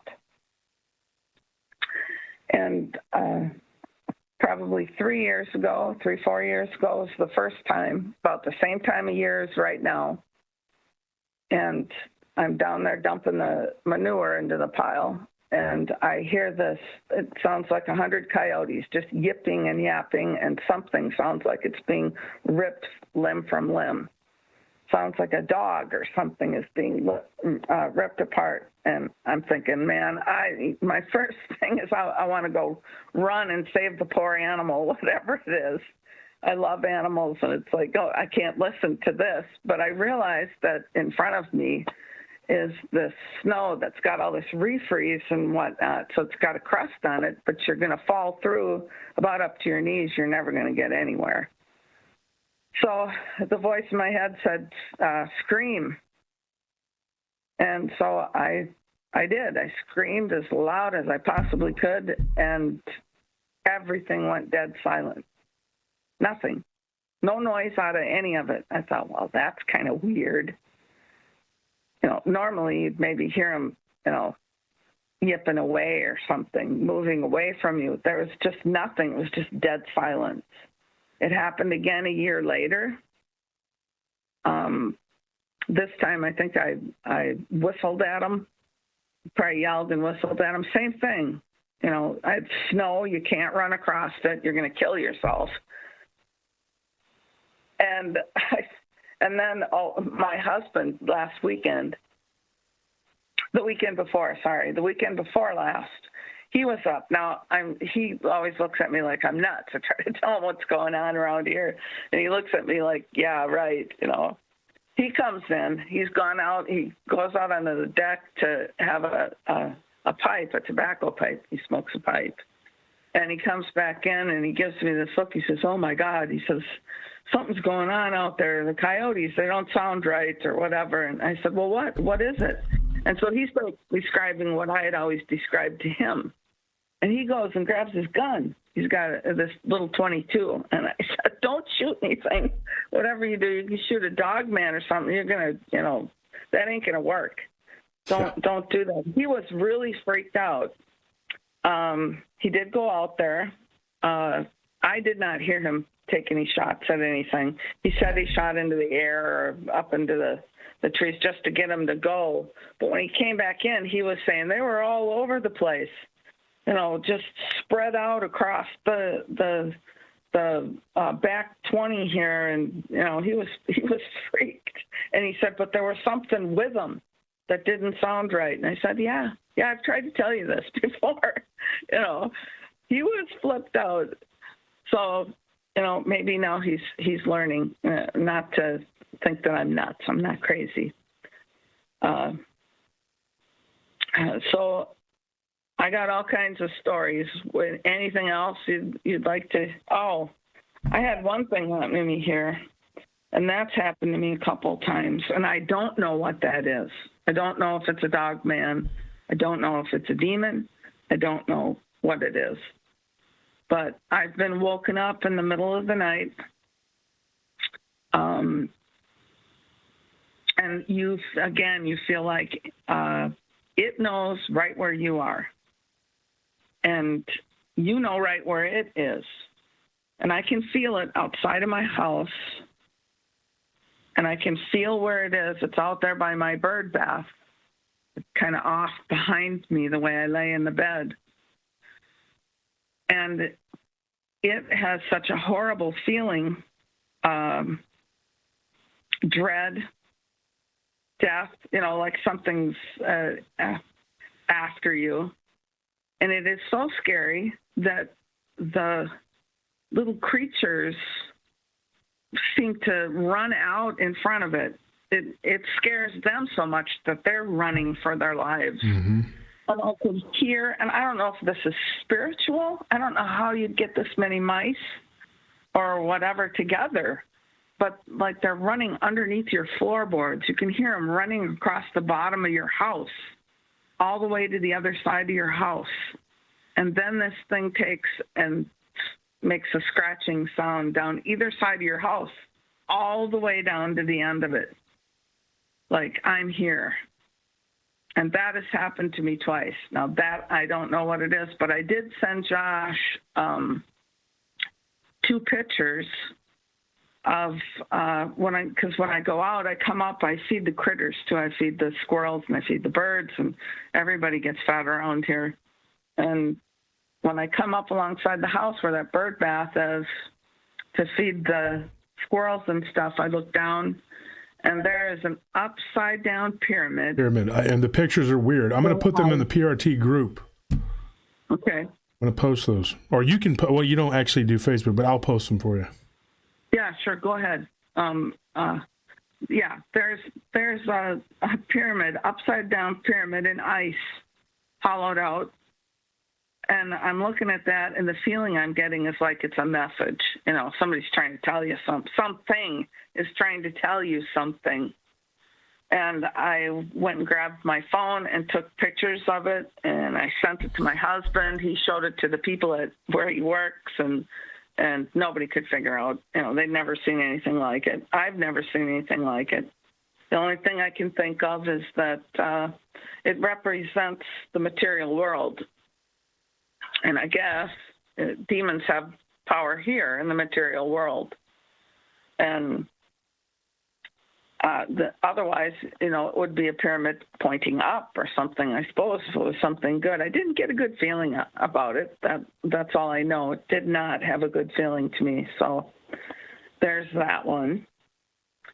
Well, one of the things, and we talked briefly about this earlier, but we went into the origins. You had asked me. Oh yeah. Did you want to talk about that, about the origin, where you had asked me about the cynocephaly? Cynocephaly, however you say it. I had a light bulb moment because I was listening to you one night on another podcast, and you were explaining about the cynocephaly and these Dogmen. They were in India, and that they understood some of the ancient languages of India. Mm-hmm. And we were talking about Tamil and Sanskrit and whatnot. Well, that Gayatri mantra is Sanskrit. It's one of the oldest mantras that there is. And next to Tamil. Tamil is actually the oldest language known to man. Yep, I believe that. I really do. It's a beautiful and very interesting language. When I was in India, I heard it spoke a lot. I was in an area where that's what they spoke. But I realized, well, that's why I felt like I got something's attention. If it was a Dogman, and let's say they have the memory in the blood, that I would get their attention if I'm doing the Gayatri mantra. So that was a light bulb moment for me. It made sense to me, really hit home. And I believe that. And I don't have a problem with these. They're not legends, I don't think. I think that these ancient writings and what the Indians have written, the Indians from India have written in their ancient texts, is probably true. These tribes of Dogman that they used to trade with. They had to have come from somewhere, and they seem to be awfully intelligent. They might not speak like you and I, but they seem to have telepathy. What do you think, Josh? Well, that's a lot. Let me start from the beginning. First of all, Tamil is in southern India, and it is a region of India that is steeped in history and lore and mythology. They don't speak. They speak their own language, which is Tamilese. They don't speak the other languages of India. There's a bunch of different regions in India, just like there is in China, and it's the subcontinent for a reason. And each area is almost like its own country. There's the Bengali people. You have the Gujarati people. You have the Tamil. There's all these different types of people that live in this area, but the Tamil are literally the oldest people known to man. And they have legends, and there was a legend that they had actually left. A lot of them had left Tamil at one time and they went to Sri Lanka. And I have a friend who, they're not Tamil, they're Kashmir. You and I were talking about Kashmir earlier. And Kashmir is a disputed territory it's further north, and it's actually disputed between Pakistan and India. Yeah. And they are an oppressed people, really. They're kind of war torn. They're torn between two, countries, and then of course they have China. There's all this infighting that goes on. But there are a lot of legends that come out of the Tamil region. One of the things that I was told by the person that told me this was, like I said, Kashmiri, because they kind of were scattered, and so they ended up living down there, and they were kind of like merchants. That's what I was into too when I was down there. Yeah, Kashmiris that fled from Kashmir. Yeah, and some of them, and we talked about this too, they have some similarities to Jewish culture. They absolutely do.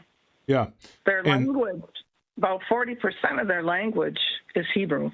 It's very weird, yeah. And I believe that comes from the Khazaric, the Khazars, the Khazaria, which was a country that was basically obliterated, and it took up part of Georgia. It was part of Ukraine, part of Russia, and southern region, and it just kind of was like its own country, and it was eventually destroyed in 849. We'll start there. In 849, King Bulan was faced with the decision between the invading Ottoman Empire and Wilhelm from the Austro-Hungarian Empire, and he was forced to make a decision.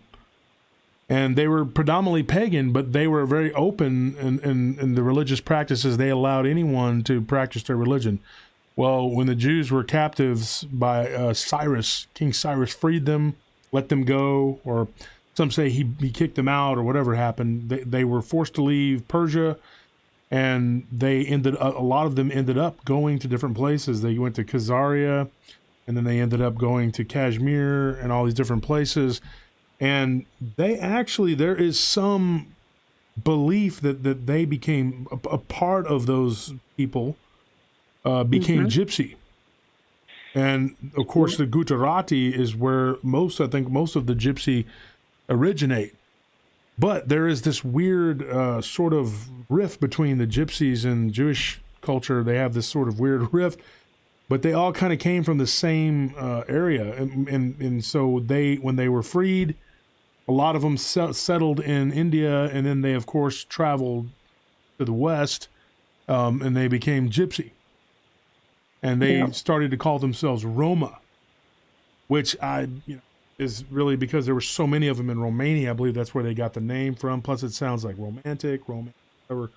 But they have really no roots there. They were from India originally. Most gypsies are all from India. Now, when you look at, and I'm going to bring this all together here, Tyson Fury, he's the world heavyweight champion boxer, he calls himself the Gypsy King. I can guarantee you he's got no roots in India. Those are Pika. Those are a different type of gypsy. They're just called that because they're called travelers, because they like go from place to place. And those the Romani or Roma people, they don't really reside in Britain, not too much. I mean, now there's some, but not huge. They didn't really go across the English Channel. So those are different. Okay, now there's a gypsy culture in this country too, and a lot of them aren't real gypsy. Now I have met some Romana people, but they have some wild traditions. They have traditions of shape-shifting. They have traditions of shamanistic whatever, and it just depends on which group you come in contact with. And they have some very weird similarities to the Kashmiri people. They have this, like one of them that I knew that lived in the Tamil region was telling me, well, him and his wife, it was a husband and wife, that they had went there with a group of Gujarati Indians who they're the travelers. They're the origin of the gypsy. And a lot of their blood was intermingled with these Israelites that were enslaved by the Persians, because they have weird traditions of Judaism. It's very similar. And in their belief, they have stories of these cynocephali that are a type of dibuk, like a demon. And I had a Jewish friend of mine actually tell me that one time during a ceremony, he saw a rabbi's face turn into a wolf-like, like it became, my friend Yuri, he told me this, he's from Israel, and that this thing, it went into the rabbi, and his face changed, and it began to speak in an ancient language. Oh, boy. And when he did some research on the language, guess what that language was?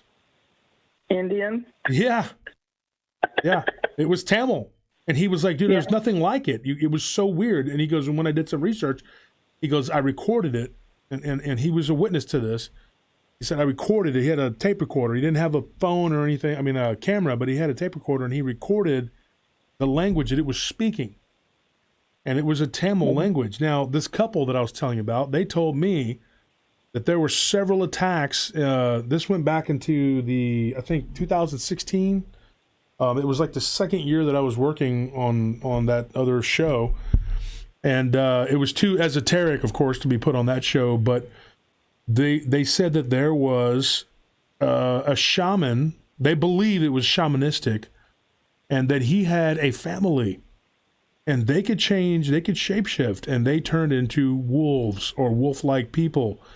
Their legs looked like backward bent dog legs. Their upper body was like a man, and they had giant wolf-like heads. And they were basically, for all intents and purposes, cynocephalite. Now, I actually got into a little bit of an argument with the host of that show that I was on multiple times. And he tried to tell me, no, cynocephalite always have straight human-like legs. I don't know how he knows that.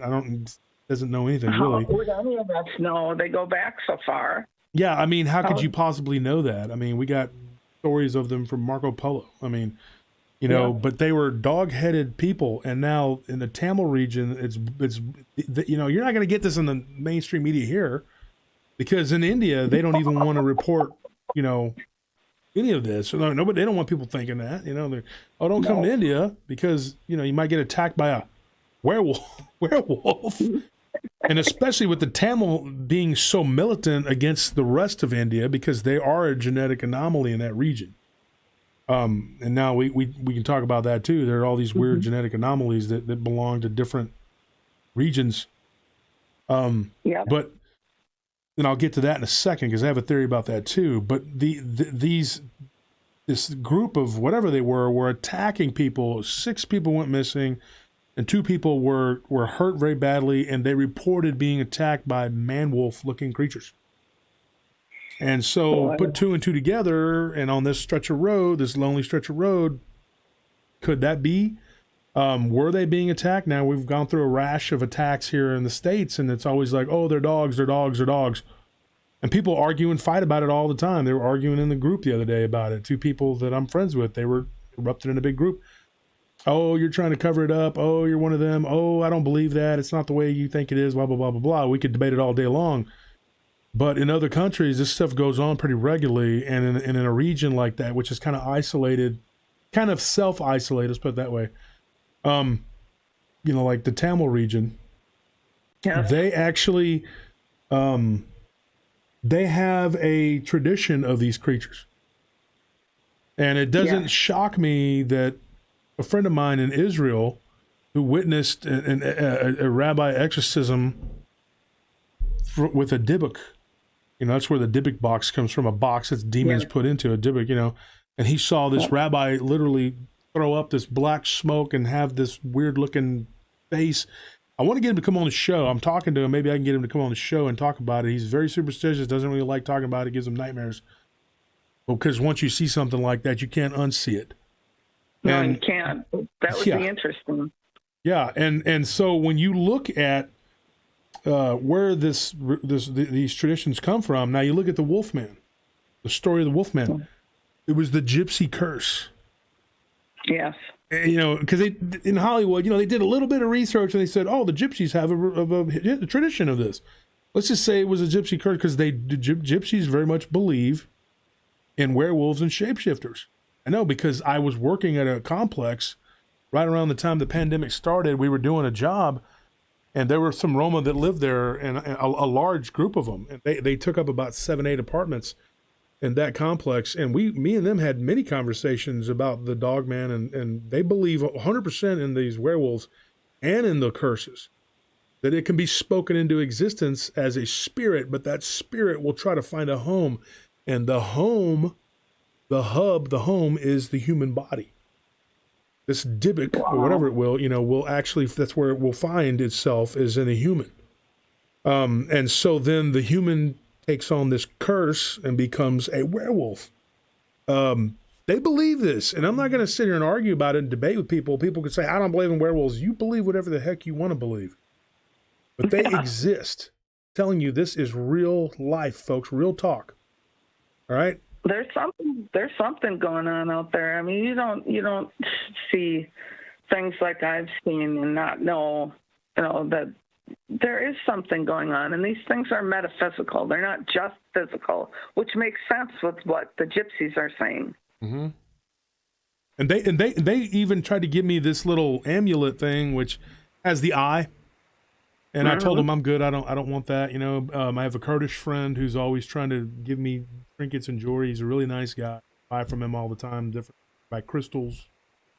But he's always trying. He's like, my friend, you must take this to protect from the eye to keep you from being cursed. He's always telling me, my wife, that. Yeah. And I'm like, okay. So I took a couple of his bracelets. They got the eye on there that wards off evil.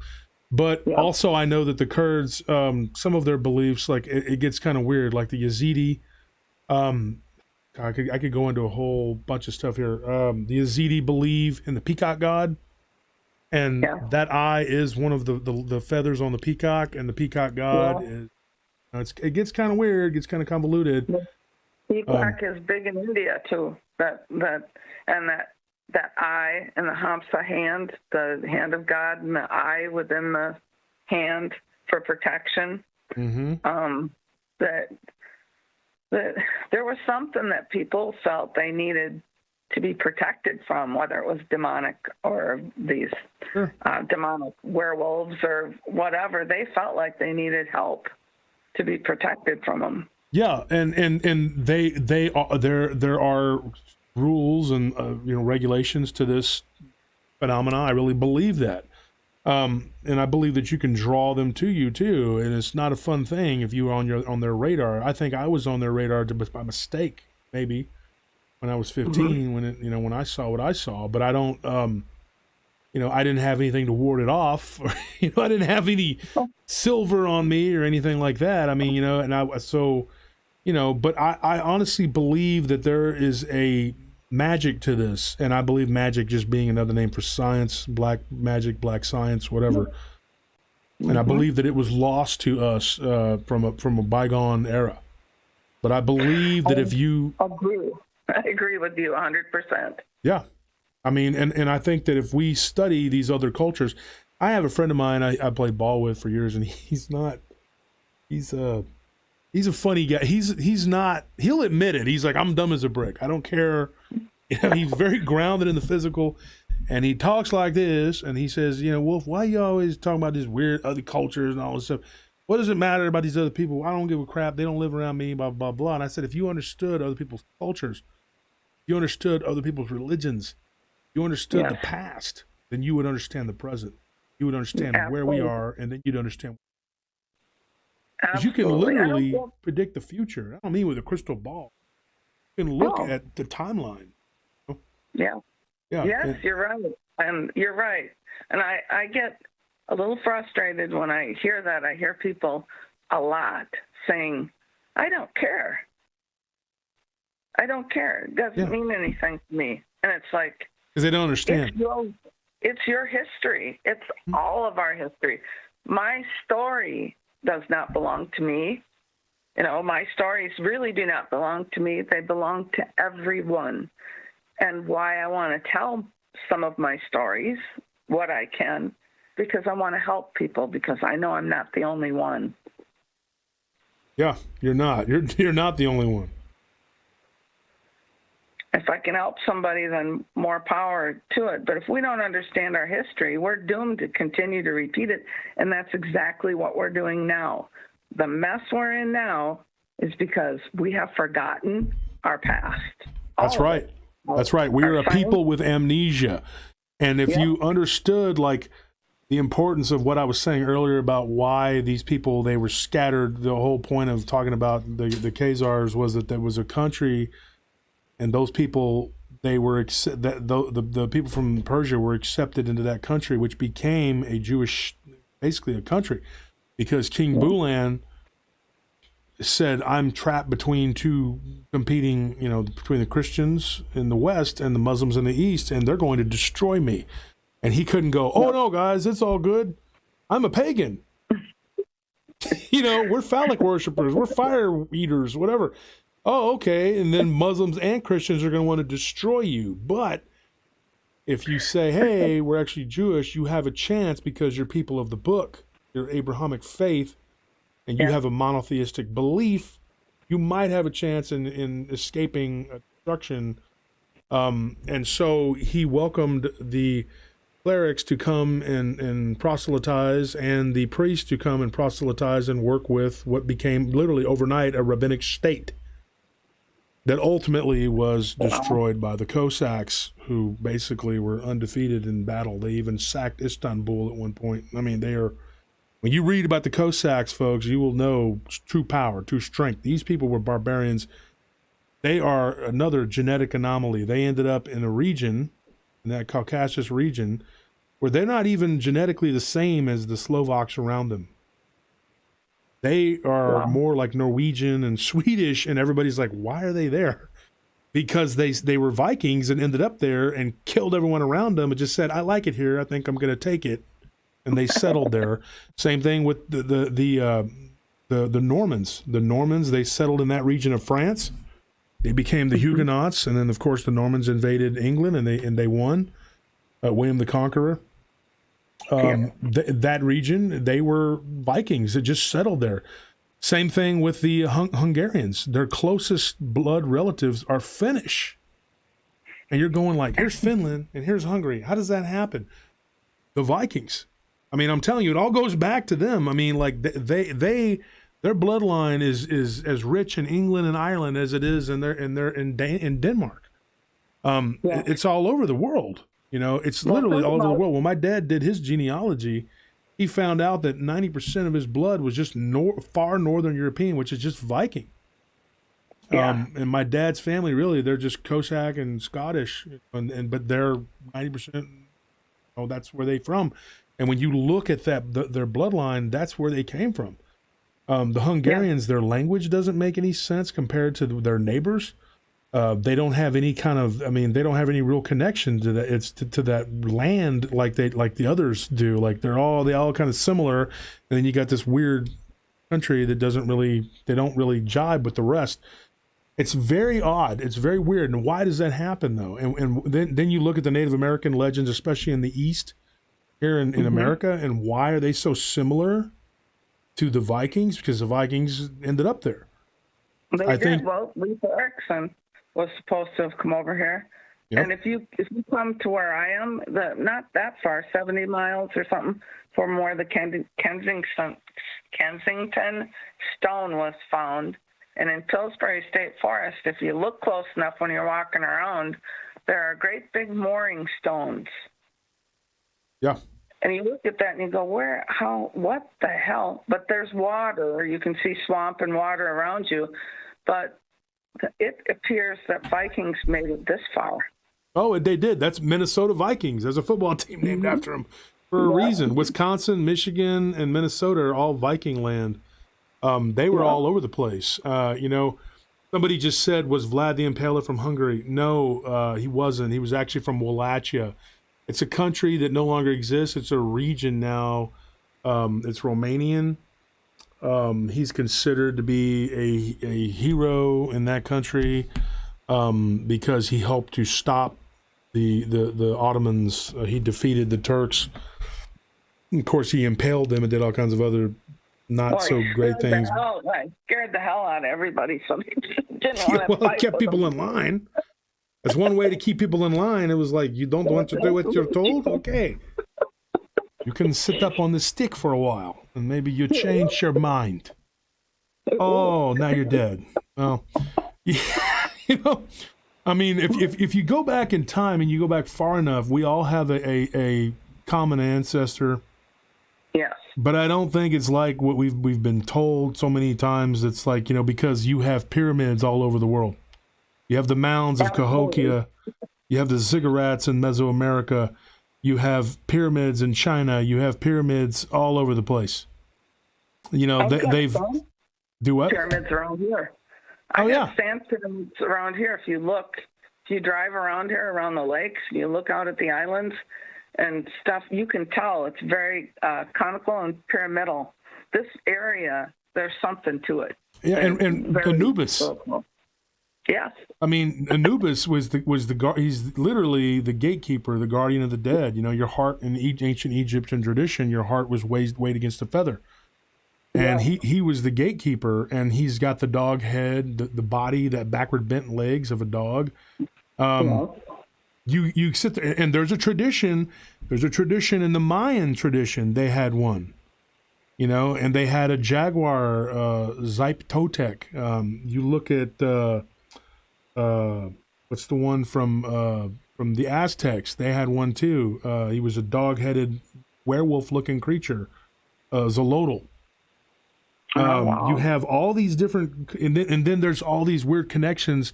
There is a theory that says that the Aztecs came all the way from the Midwest all the way down to Mexico, looking for the feathered serpent that was to land on the cactus, eating the snake. And when they found it in Lake Texcoco, maybe it's just a myth or a legend, whatever. But these things come from somewhere, and of course they have the dog-headed werewolf creature.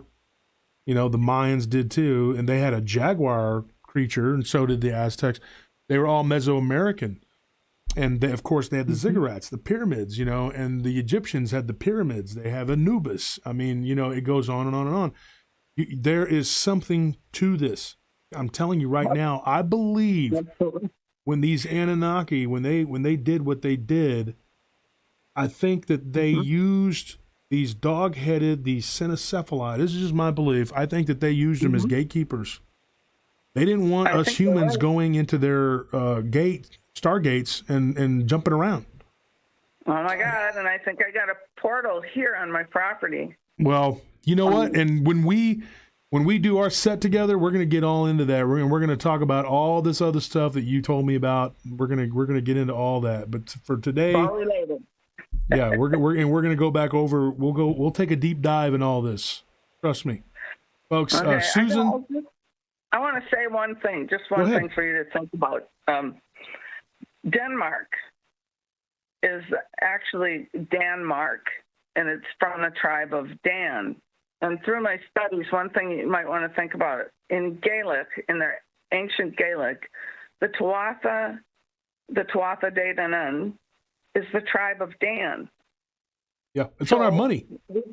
Yes, and we've got the tribe of Dan has traveled all over, and Ephraim wound up the Scottish and the Irish and the Welsh, and in Iberia, and there's a whole history there that people do not know. They haven't been taught. And the next time we talk, I'll get the books out. I'll give you the titles. Oh my gosh, I'm looking forward to that. There's a couple of them that are some of the most interesting books that I've ever read, and it's a completely different history, even of Christianity. Oh, it's all the children of Dan, and I'm gonna let you go, Susan, and I'm gonna get into that, and because I got a little time left, and then I got to go take care of some business because I'm a working man. But Susan, I enjoyed talking to you earlier today. We didn't get to talk very long, but all I had to do was hear you speak a little bit, and I knew you'd be a great guest. You're going to be back, and we're going to do the podcast together where we have time to lay it down. Folks, don't forget, this coming Friday, we got Bettina Moss. Me and her lay it down 3 episodes together about all kinds of stuff. Very brilliant woman. Cool. We got the smartest women in the world on this show. I'm telling you right now, folks, we got the hardest working men, the smartest men and women. The ladies that come to this show, I am not joking. That my listeners on this show y'all are smart. You are very knowledgeable. Women of this world can learn something from the women that listen to this show because you got something for real. And I love talking with intelligent people. Love having stimulating conversations with great guests, and that's what this show is all about. And we're all interactive here. And Susan, you are top notch. Well, thank you very much. I appreciate it, and I think you are too. I really get a kick out of it. It's nice to talk to somebody that kind of sees the world the way you do. It's rare. Well, you can't live in a bubble. That's no. No, you can't. And I want to thank everybody. I've seen some of the most kind people in the chat room here, most friendly and kind. Other chat rooms that I've watched can get a little argumentative. You guys are pretty good, and I appreciate it so much. And this is fun. Yeah. And thank you for coming on, Susan. You have a good night. All right, you too. Don't let the Dogman bite. I won't. Okay, I'll see you. God bless. God bless. So That was Susan. And so, folks, I'm going to get into a little bit of this real quick here before we wrap it up. That look at our money. Do a deep dive on the children of Dan. It says that this land belongs to them. They were one of the 12 tribes of Israel. That's what it says on the money. I mean, you know, you got to look at, heck was that?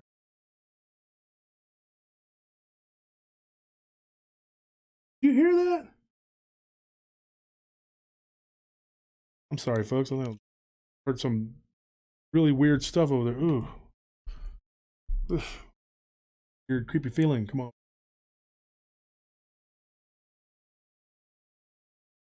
Elizabeth Smith, did you not, did I send you? I thought I sent you, but did you not get it?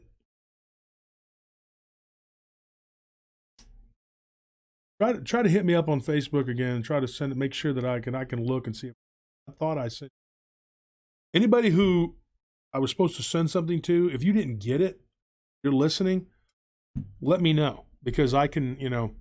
And folks, being on YouTube and Facebook and all, there's only so much I can talk about and only so much I can do, because if you go too far down the rabbit hole, you know, I wish I could. I'm going to put together a conference, dude, and I'm going to let people come and ask questions. I want to talk very frankly about a lot of things. You know, I wish I could just take something and stick it in my head and put it out there for you to all absorb, so you could know, understand, have the understanding. I wish there was a way to get it all out there. I could tell you so much about, you know, and what I was saying about these anomalic regions. Another one is the Basque region. Look up the Basque, Basque. They are in between Spain and France, but they're not Spanish and they're not French. Where do these people come from? Kind of showed up there and just said, well, we'll be here. And then you get all these different stories and all these different traditions, and they have a lot to do with one another. And so I just wish that I could, you know, and I'm not a writer, but I'm going to have to write a book. I have to just jump in there and start writing it. I'm just gonna have to do it, and I'm gonna have to start writing and I'm gonna have to figure it out. These hands have all been broken. You know, my fingers have been broken, and it's fun to type. It's not fun to write. I'm gonna have to figure it out. I'm gonna have to.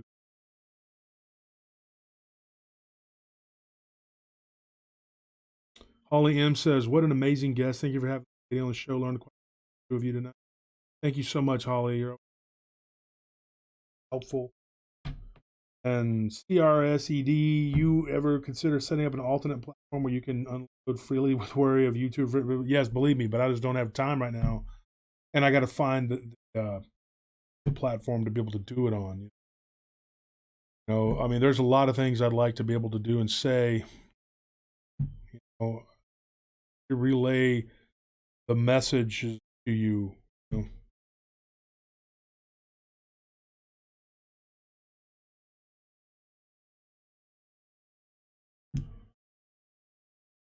Did it need to be turned up?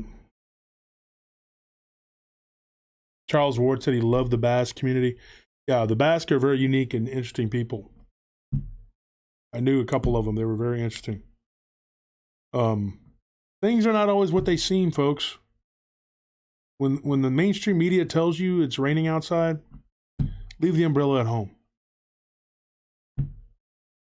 When they tell you that it's this or that, and this is how history is, blah, blah, blah. Yeah. Their versions of history are worth as much as a fresh bucket of hamster vomit, like I've said before. Because that's not real. It's not the truth. And now, the truth has become an endangered species. Anytime you say something and they don't like it, well, you're at their mercy.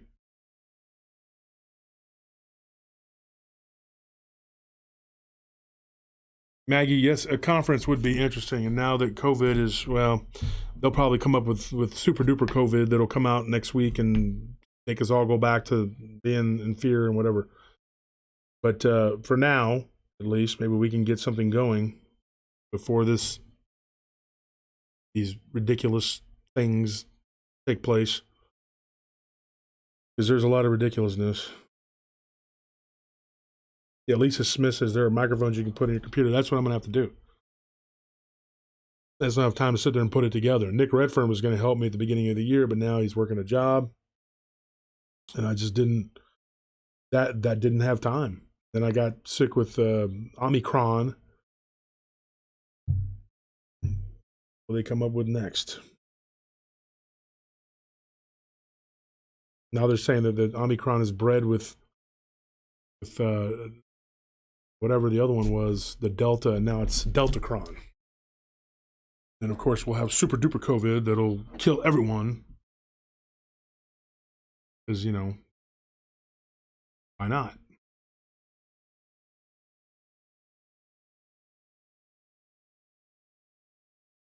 Chris M., that's a very good idea. Do a poll, see interest, sell tickets to a conference.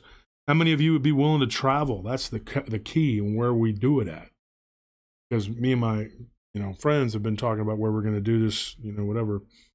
And as far as the action figure line goes, I'm finishing up for Lauren Coleman's museum, and then I'm pretty much going to be done with that. I'm moving in another direction and probably going to be going with someone else. Charlie has decided to just basically be a hired gun, and more power to him. That's his thing. I mean, that's what he wants to do. He can make money selling a figure to anybody and everybody that wants one made of themselves now. So I had told him that if that was what he was going to do, then I wasn't going to work with him. And so I'm not going to. I'm going to finish what we got going. And, if he wants to do something every now and then, whatever, that's great. But I'm not going to build the line with him, because I did not want the figures to be made for anybody and everybody. I wanted there to be a set number and make it watering down the brand is what I call it. I think he's great at what he does. And I think Charlie's a nice guy. I think he's a good guy, but I'm just laying it out there.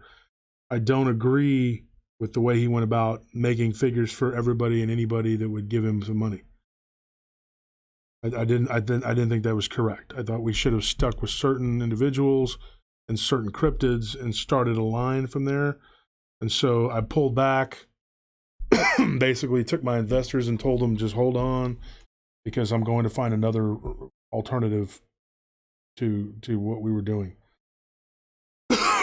Charlie is available for just about anybody that will pay him. He will make a figure. He can do it too. It's just not what I want. I don't want it to be, because it's not even special. It's just anybody who's got $100 or whatever can give them some money and they'll make them a figure. So, I mean, that's not what I wanted for my line. And so, his deal, not knocking the guy. Don't go back and say, oh, Wolf's talking bad about Charlie. No, that's the case. I had a deal the way I wanted it, and it's not done that way, and so I'm not going to do it that way. Don't believe in that. Vic must have rubbed me. What, he rubbed me? The heck are you talking about? Beast Titan says Turner Tuesday. It has a nice ring to it. Lee, I'll answer you. He's rubbed a lot of people the wrong way. Me, Linda Godfrey, Jody Cook, Dark Waters, I go on and on and on. There's a ton of people. A lot of big names in this industry who don't deal with him. I mean, go do some research. I wasn't the only one. I do try to stick by my guns. Ryan Edwards says San Antonio is a beautiful city for a conference. Oh man, it is. It would be amazing too. San Antonio would be perfect, but it's too far down. too far south.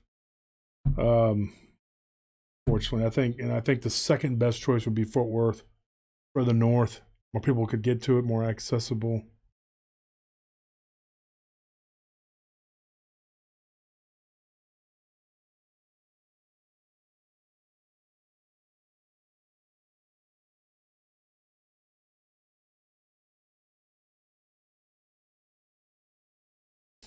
Yeah, these people who think that I am like just sitting around like hating this dude, I hate this dude. It takes a lot of energy to sit there and hate people, man. But when you go to his channel and you see a picture of Stripes on there, and he's selling T-shirts, you know, and he started doing that, me and him started having problems. You know, it's aggravating. It's very aggravating, and all these people are just mesmerized about how great guy he is. He's not. It's not true.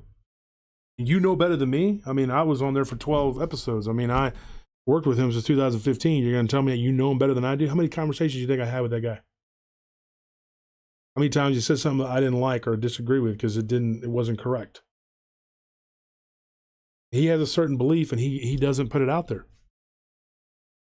How are you going to be a real if you don't put the truth out there? I mean, you sit there and tell me you know what you think this is, but you're not going to tell people because you think your listeners aren't smart enough to, you know.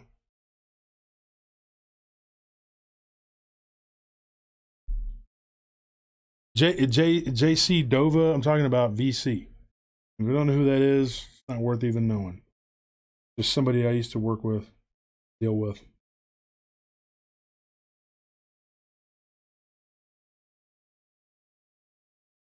Las Vegas would be a great place too. But it's also expensive and, you know, whatever. Me and Ken Gerhard were talking about trying to do it in Missouri.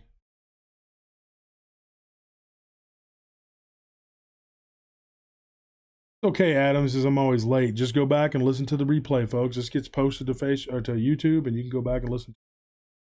And we're going to post this on Facebook, like we do all the shows, and I'm going to pick someone to win a free autographed book, maybe 2 people. Derek Deletto, thank you for that $20 donation. Donations are not expected, but they're appreciated.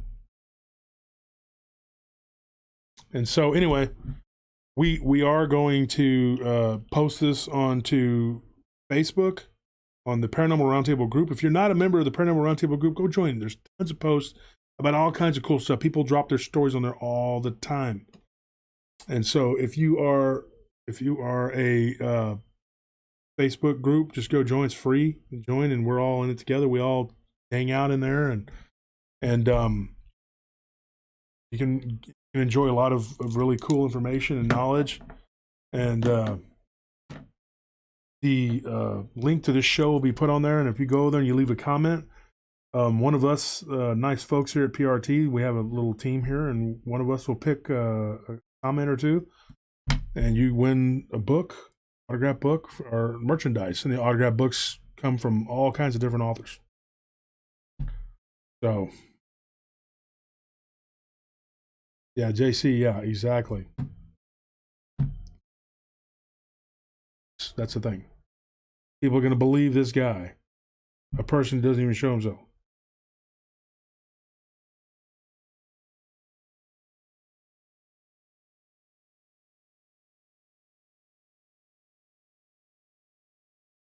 And I will try to post the pics of the upside down pyramids. They're like made of ice. On the Facebook group, I can try to get them on there from the email.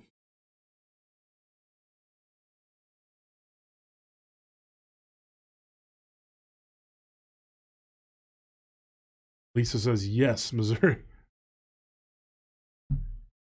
Did I send to the correct address? I don't know yet. I don't know.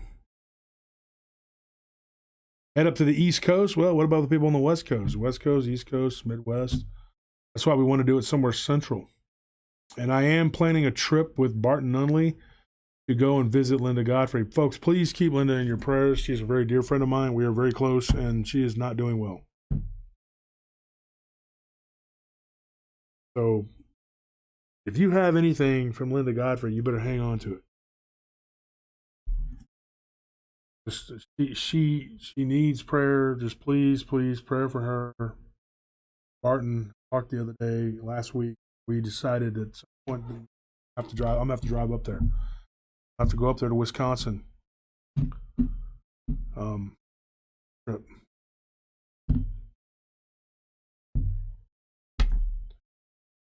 So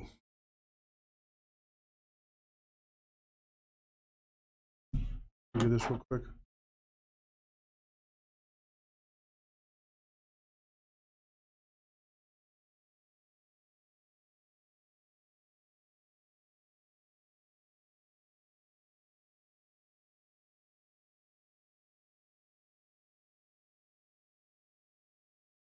Cooper Young says Denver's in the middle. Yeah, Denver's in the middle. I don't know how many people want to fly to the Denver airport.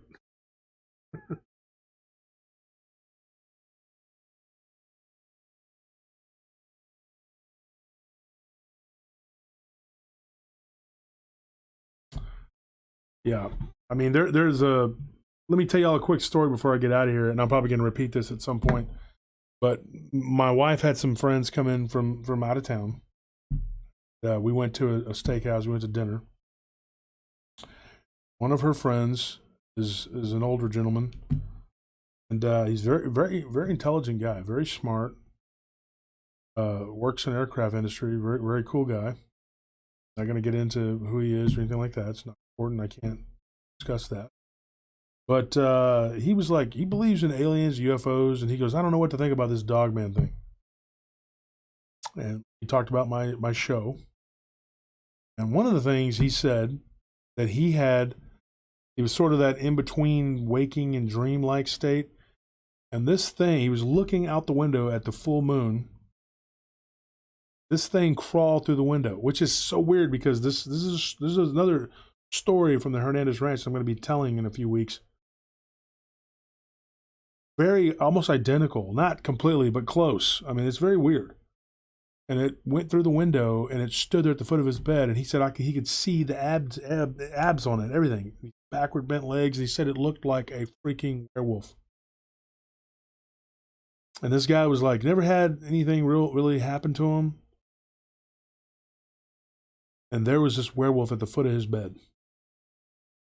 And this is an older guy. I mean, he's very no nonsense. He says he thinks that aliens exist, but he never had any ghosts or anything like that. But he saw a werewolf at the foot of his bed. And then he thought, am I dreaming? But when we get into the next some of the Hernandez Ranch, which is Jerry's stories, which is the one that I'm the closest to, he was my first friend that I met through that in that family. I wanted to go back and make sure we were completely ready because that next installment is going to be probably 3 episodes with Tina Moss. We're going to have a standalone episode about not deer. Then we're going to do the Hernandez.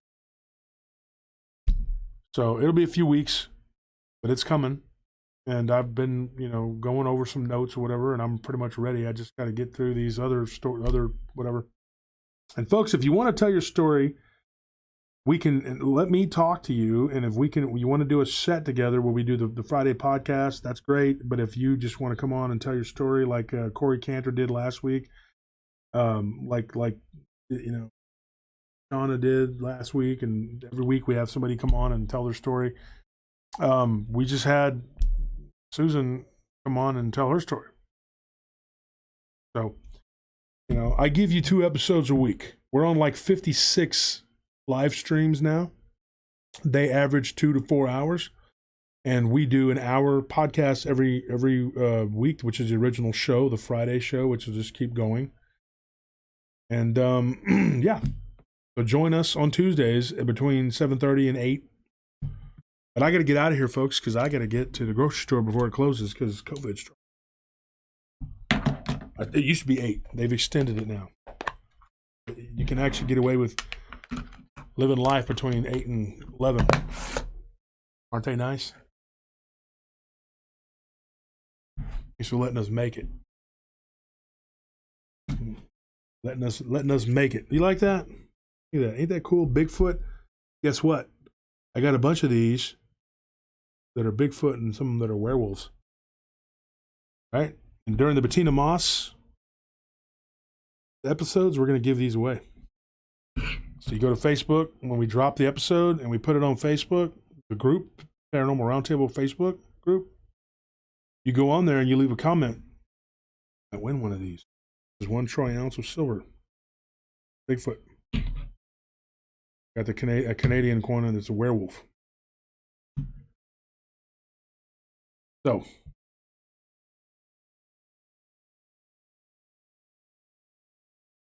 that's it, guys. Thank you for listening. Thank you for joining me. And keep my wife's name out your mouth.